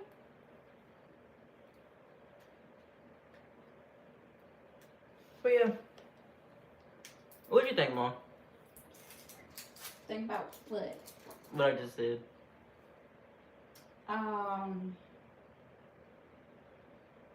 Yeah.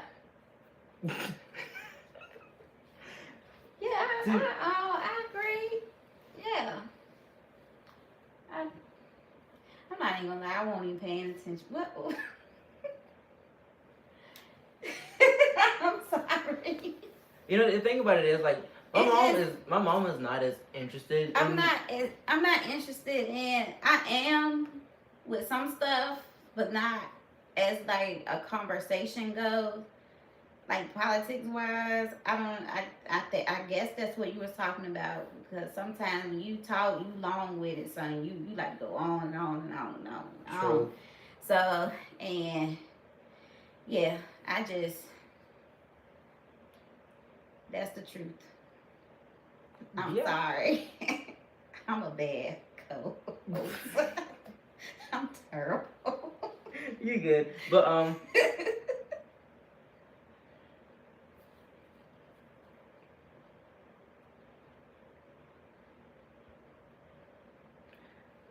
Robert said she needs to do her own live stream or podcast. She can go to bed.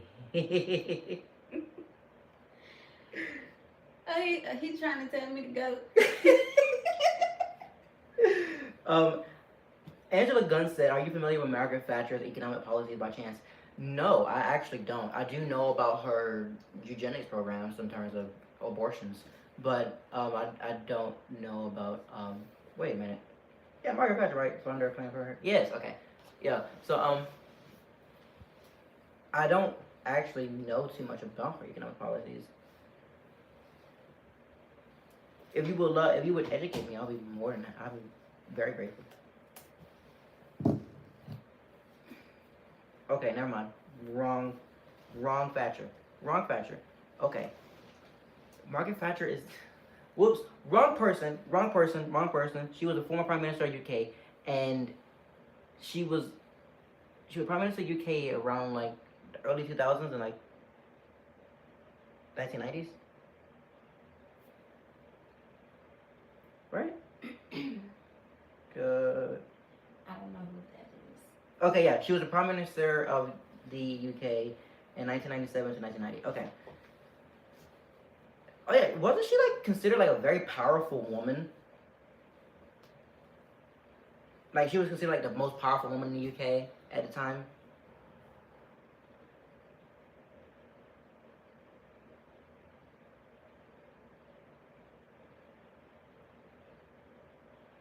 Oh, Robert said he don't tell anyone what to do. Just a recommendation. Okay, Robert. They call her the Iron Lady. Yeah, I actually don't know why. What was like? I know it was like a big controversy going on, and I think like after after her government, like that was the whole Brexit thing that happened because of the speech somebody made. That was like a former ally to Margaret Thatcher.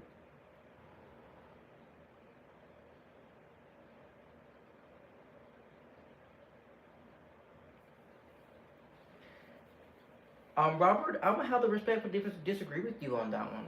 I don't think we should get rid of all the social programs because people genuinely do need them, and people, if we don't have them, then we're gonna have people just stuck. They're gonna have it's gonna be um, major problems, and people would just they what's the best way to put it? It it will cause more problems than it would do good, right? It would save the government money, yes, and it would give like private nonprofits the ability to be able to do what they do for more people, but it would also strain them. Um, a government's duty is to be able to protect and to protect its people, and that includes from themselves. So if they can help, if the government can be able to help people to be able to lift them up, to be able to get back on their feet as minimum as they can, so be it. Let them do it.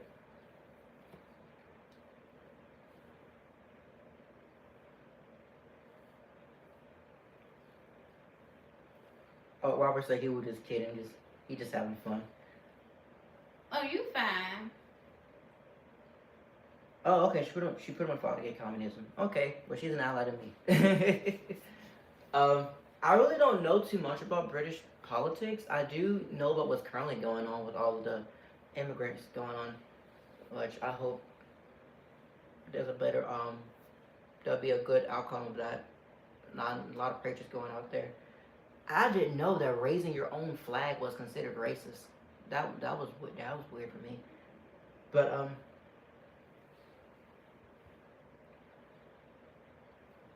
Raising your own flag is a racist.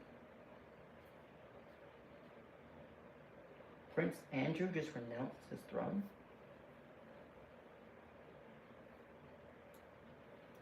Hold on, let me look that up.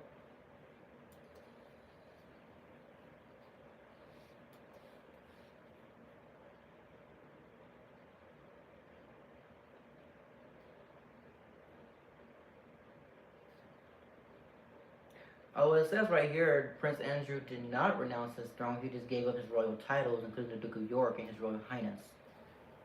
In response to the pressure and fallout of his association with Jeffrey Epstein.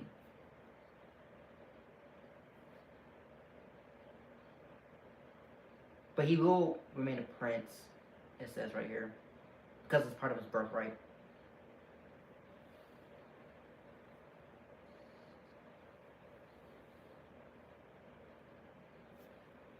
I thought it been happened.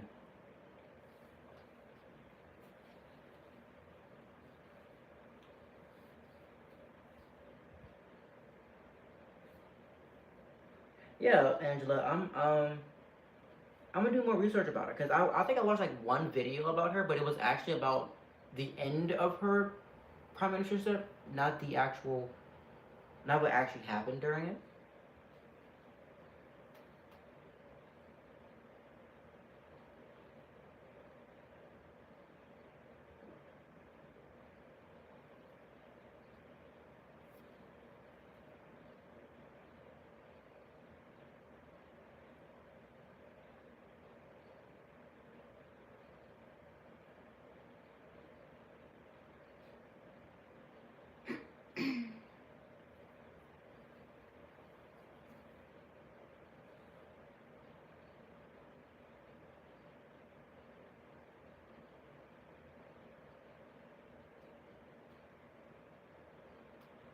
Oh, because her last name was Gunn.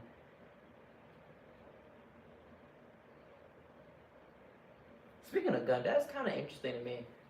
People be like, when gun violence happens, they want to blame the gun and not the actual person that did it.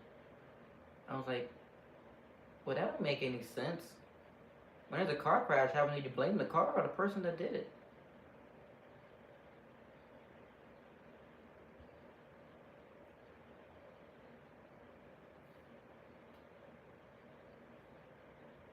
Yeah, that's usually how it goes. When the world hates you, it means you're doing something right. Not all the time, though. You could be genuinely doing something wrong and the world is just announcing it.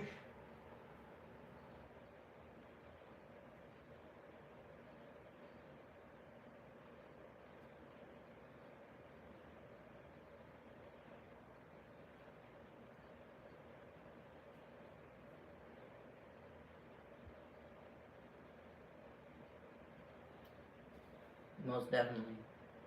People blame the tools instead of actually blaming the person that's using it. Like, if that's the case, then computers should be banned. They're the reason why there's so many people getting kidnapped. But nobody's gonna do that, though.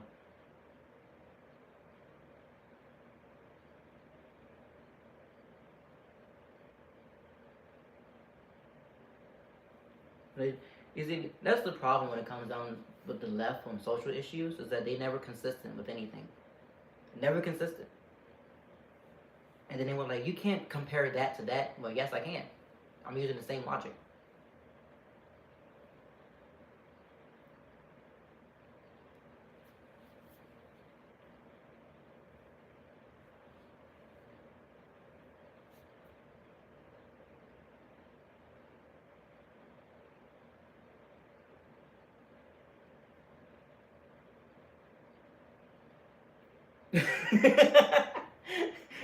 Robert at it again.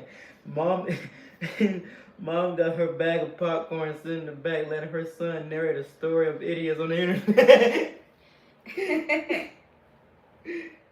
I'm just watching. That's it. I am listening though. I'm still here. Angela said yes, inconsistent and overly emotional. Yes, emotional politics is really insane. Actually, emotional politics has been a huge thing since the early 20th century. The Great Depression really did some severe damage to the political sphere. Actually, I want to say World War One actually did that. Um, because also I'm a huge history nerd, so you hear me go back and talk about some things in the past. That's the reason why. But but yeah, I also talk about it in every video too. Talk about some history.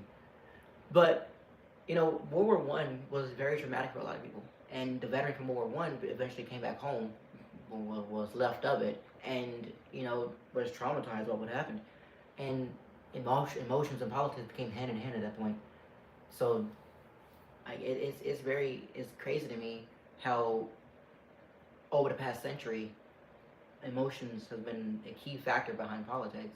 If you can pull enough heartstrings, you can tell anybody to do anything.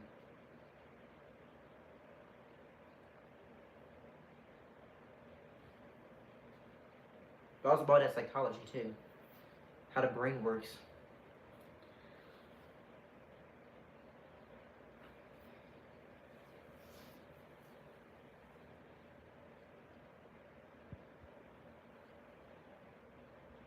What? No, just. You just looking? Mhm.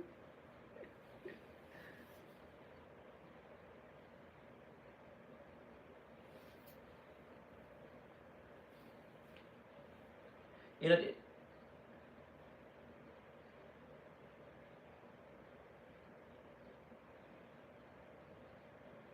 Angela said yes, the performing is off the charts. Robert said get another dog. I wish I can get another dog, but right now probably the best time to get another dog right now. Is not. I still got a lot of things in my personal life I need to fix before I even think about trying to find somebody else taking care of another being. I'm pretty sure when you move, you will probably go get Zena. Oh yeah, or another breed like her. Like I'm definitely when I get things right, I'm gonna keep a bunch of dogs. I love dogs. I love dogs. I love them. I love dogs.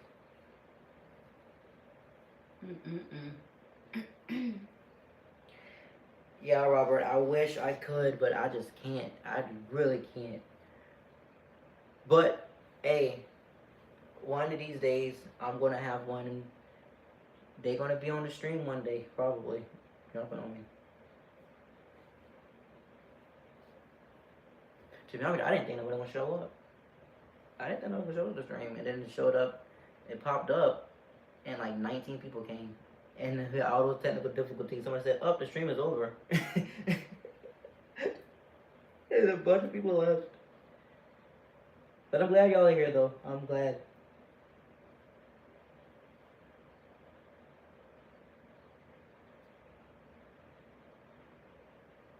Robert said, "Mama can take him for a walk and share her popcorn with him."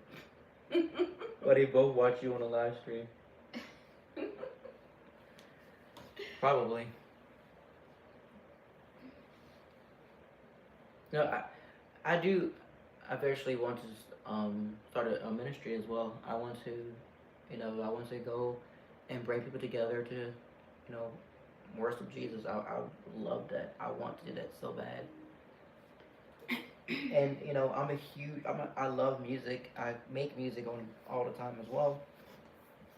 I've even created some songs that I want to be able to play during my ministries, and I'll be jamming to them. I hope so. I hope that is actually good. That's a good idea. I will support that 100%.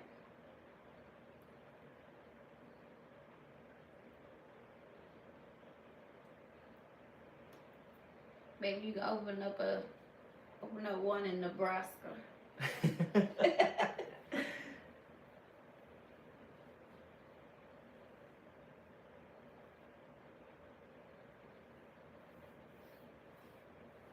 Angela's like, good.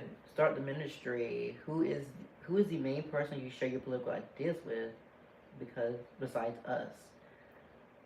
Good question. Cause I'm kind of. It's kind of difficult for me to find a particular person.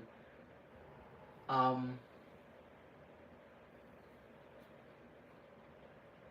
don't think nobody in modern day.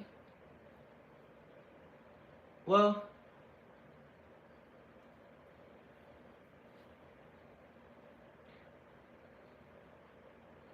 I want to say the closest is Trump, but not. He's actually quite far. Um,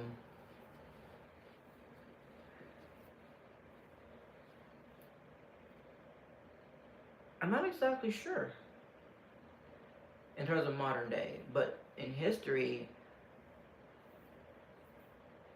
um, though, Pope Pius XII,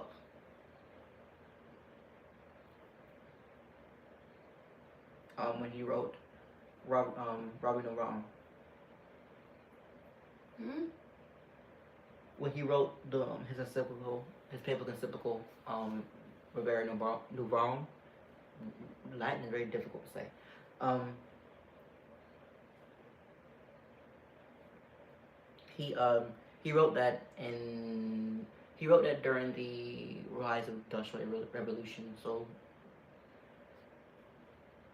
I think late 1800s, Oh, okay. during the Victorian era, when Queen Victoria was Queen of England and like half the world.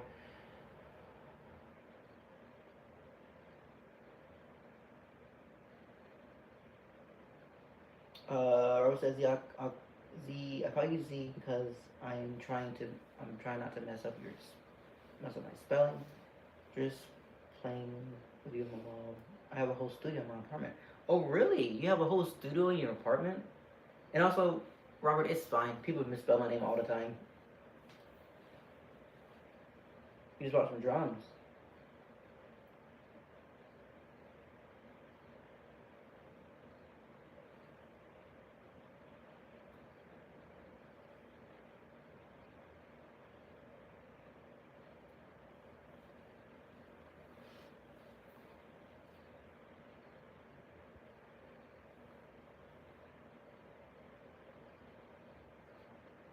Oh, yeah, that's fine. I mean, you can call me Z. People call me Z all the time, anyways. I call him Zamar.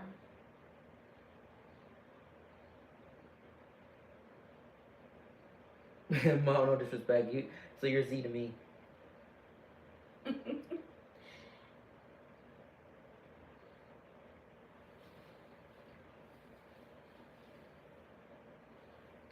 I haven't played my music to nobody. I've mainly just made it and just listened to it to myself. Like, most of my music is kind of like concepts, really. I don't really, I haven't really been into a studio to actually sing it or sing it in front of people. I just mainly just make them in terms of like just in my house and just leave it like that. I have attempted to make like little demos and post them every now and again, but I haven't really done too much with it. But one, it costs to promote. I wish I could sing. That gift skipped me. Gospel. Yes, it's gospel music. I made some southern gospel music. I've made some more contemporary Christian All of music. the music was gospel. Yeah, I'm saying like, I made some contemporary Christian music. I've made some hymns, some Jordan hymns before. I made some Orthodox hymns. I like to go off the Bible a lot with my music as well. I recently made like I used the Song of Songs in Psalms to make, I know, like we make like 8 songs out of them. I've done that. They're pretty good.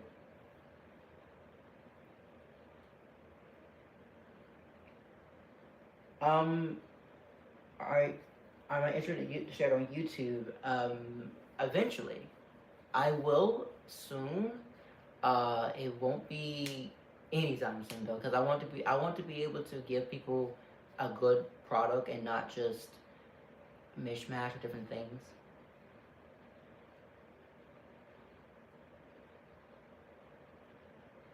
No, I'm not worried about scrutiny. I've seen in front of people all the time. Um, I've sang at my basic training graduation. I've sang my first time ever singing. I was singing at my kindergarten graduation. I've seen throughout my childhood. I actually traveled like half the state with the choir in my former Baptist church. to sing in different churches. So I'm not really terrified of singing.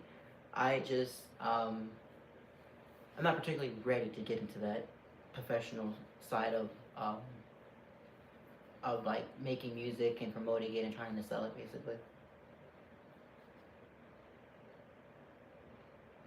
Oh, my bad. He was talking to you. Hmm? He said, you can sing, you just worried about scrutiny. When you sing for Jesus, no one cares, just you and him.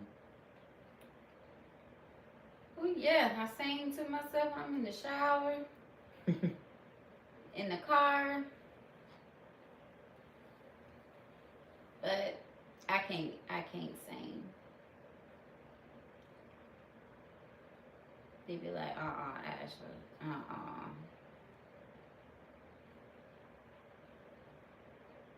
I sung that word. They was like, what in the world? Lord have mercy.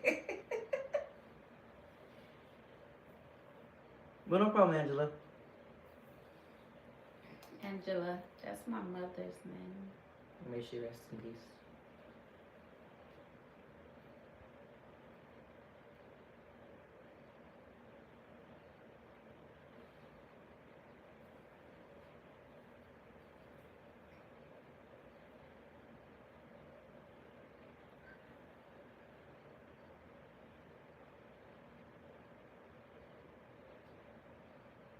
Robert said, you always sound good in the shower. I'll sound good in the shower. There's always that bathroom acoustics that they be kicking in. You think you be sounding like well, Oprah Winfrey. Not Oprah Winfrey. You sound like Whitney Houston in there. Then as soon as you walk out that shower, what the word? That natural reverb, yes. I become a whole star in that shower. But you having a whole concert. You ever use like the water that's coming down off the shower head like on the mic? I be doing that. I'll say I would literally like use the shower, like the water was coming down, and I would use it like a mic. I'd be like, like water all over my face. Oh my goodness. I be getting in it too. Mess around and fall in the shower. What you gonna do then? Get up and keep singing.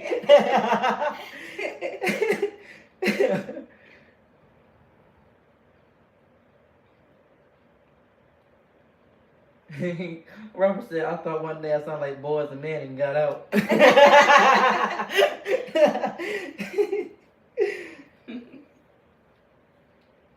Angela said, I sound like Oprah in the shower. Sadly. Hey, you know what?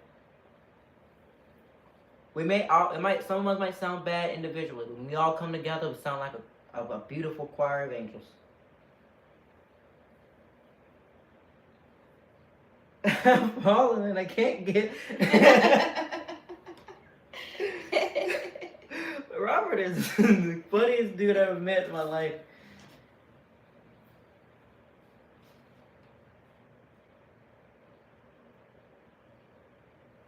Exactly. That's why they make choirs. Some can and some can't. Yep.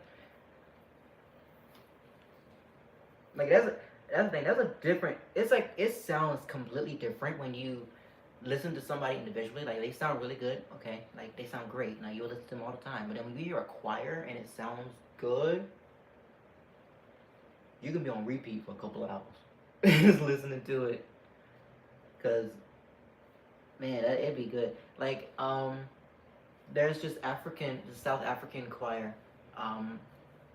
What were they called? Like, I think like the Wamba choir. It's like a Christian choir from South Africa. They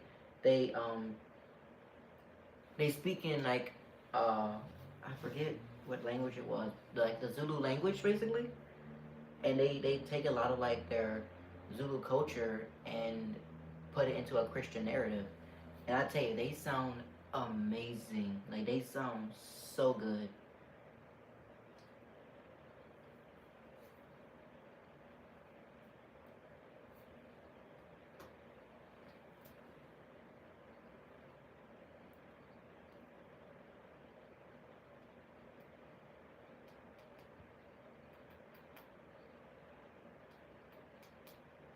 Yeah, I mean, music back before the 2000s has always been good, in my opinion. Like I like some modern music, but most of it today just sounds bland. And that's all my video. I actually don't know yet. I usually don't try to pick up on a topic too fast because things change around the world, and I try to take I try to take what's happening around the world, or mainly with a focus on in America, and then put a more biblical Christian or Catholic point of view towards it. Um, like for this week's episode, I wanted to talk about peace in Israel, but instead of talking about it, I decided to do this instead.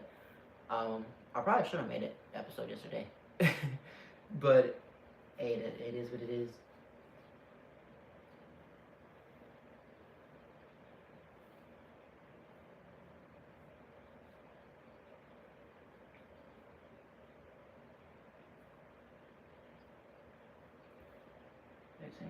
Andre Crouch and the host of the compost.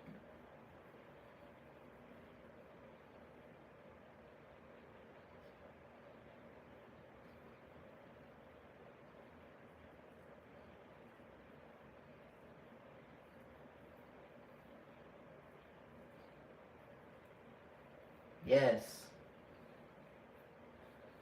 Would you ever consider speaking about the current pope?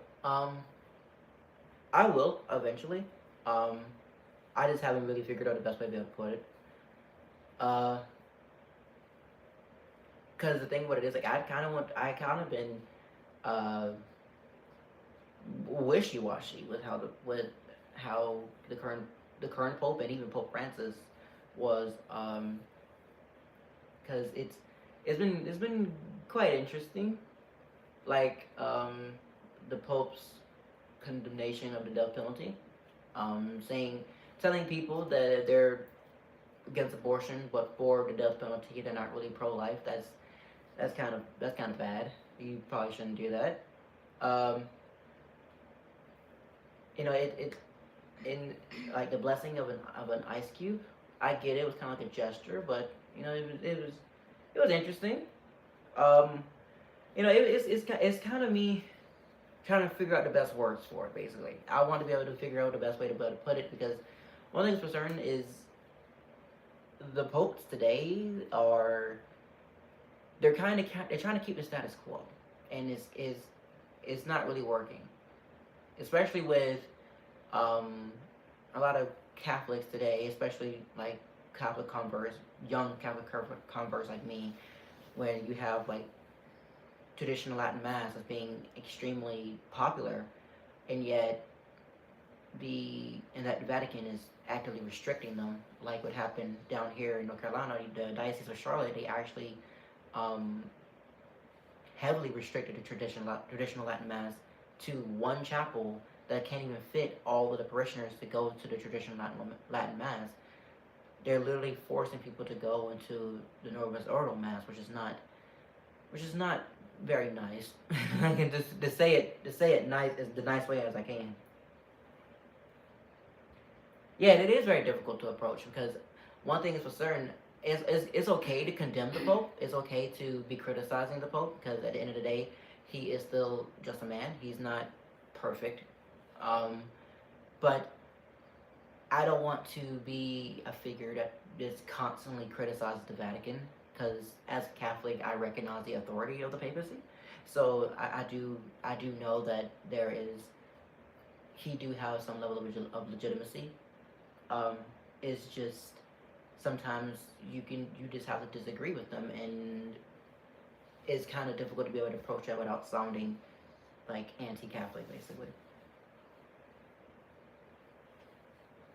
Even if some of the things that the Vatican is saying is blatantly historically anti-historical Catholic.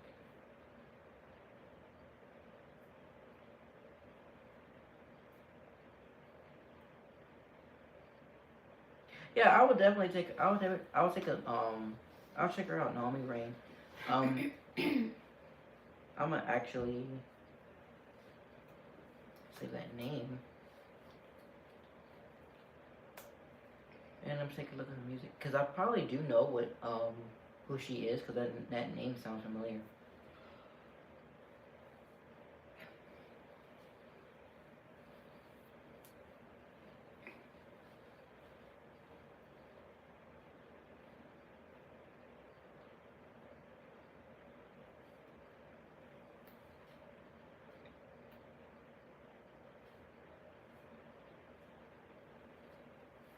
I would imagine so. And Robert likes her. She must be good.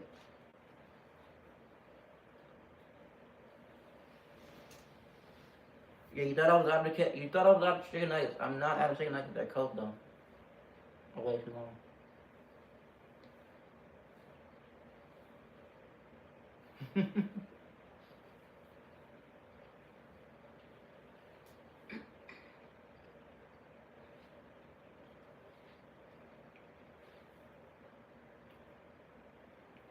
Well, folks, we're probably gonna go another 5 minutes, and then I'm gonna have to cut this live here.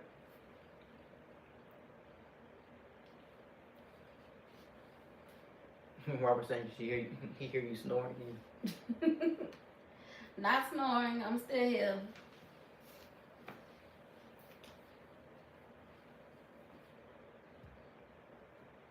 Yes, it was amazing that y'all were here, and once again,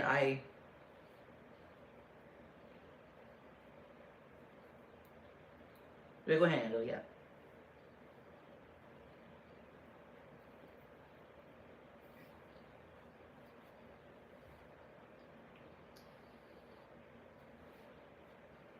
Yes, I have. I actually talked about it earlier in the stream today.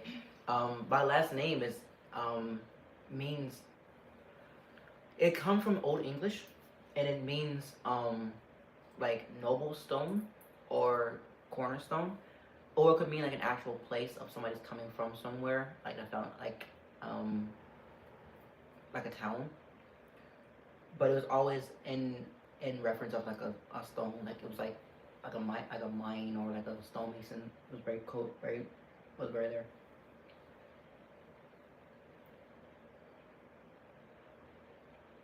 Somebody said, "Oh, Robert." It was Robert. Robert said, "Gotta like Miss Saltwood." That's crazy.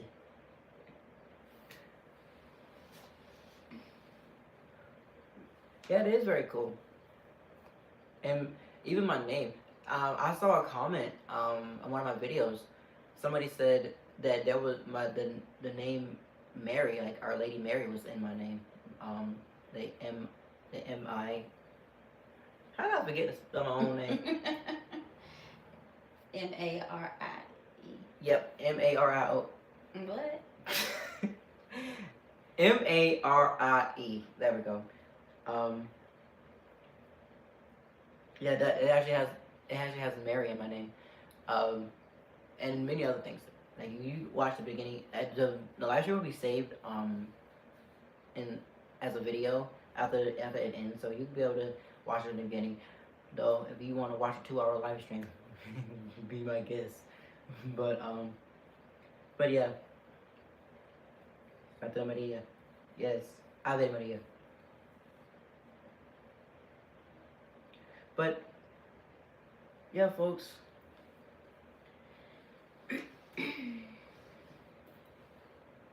Yep, I got Ayan, Marie, and some more.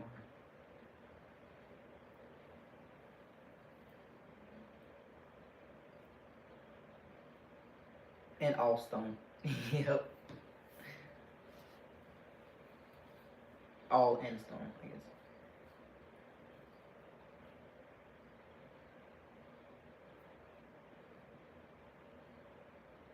Yep. We all have a good night, morning, or afternoon, whatever time it is there. And thank you guys so much for watching the live stream. Bye. For the past like 2 hours, I'm very grateful for that. But yeah.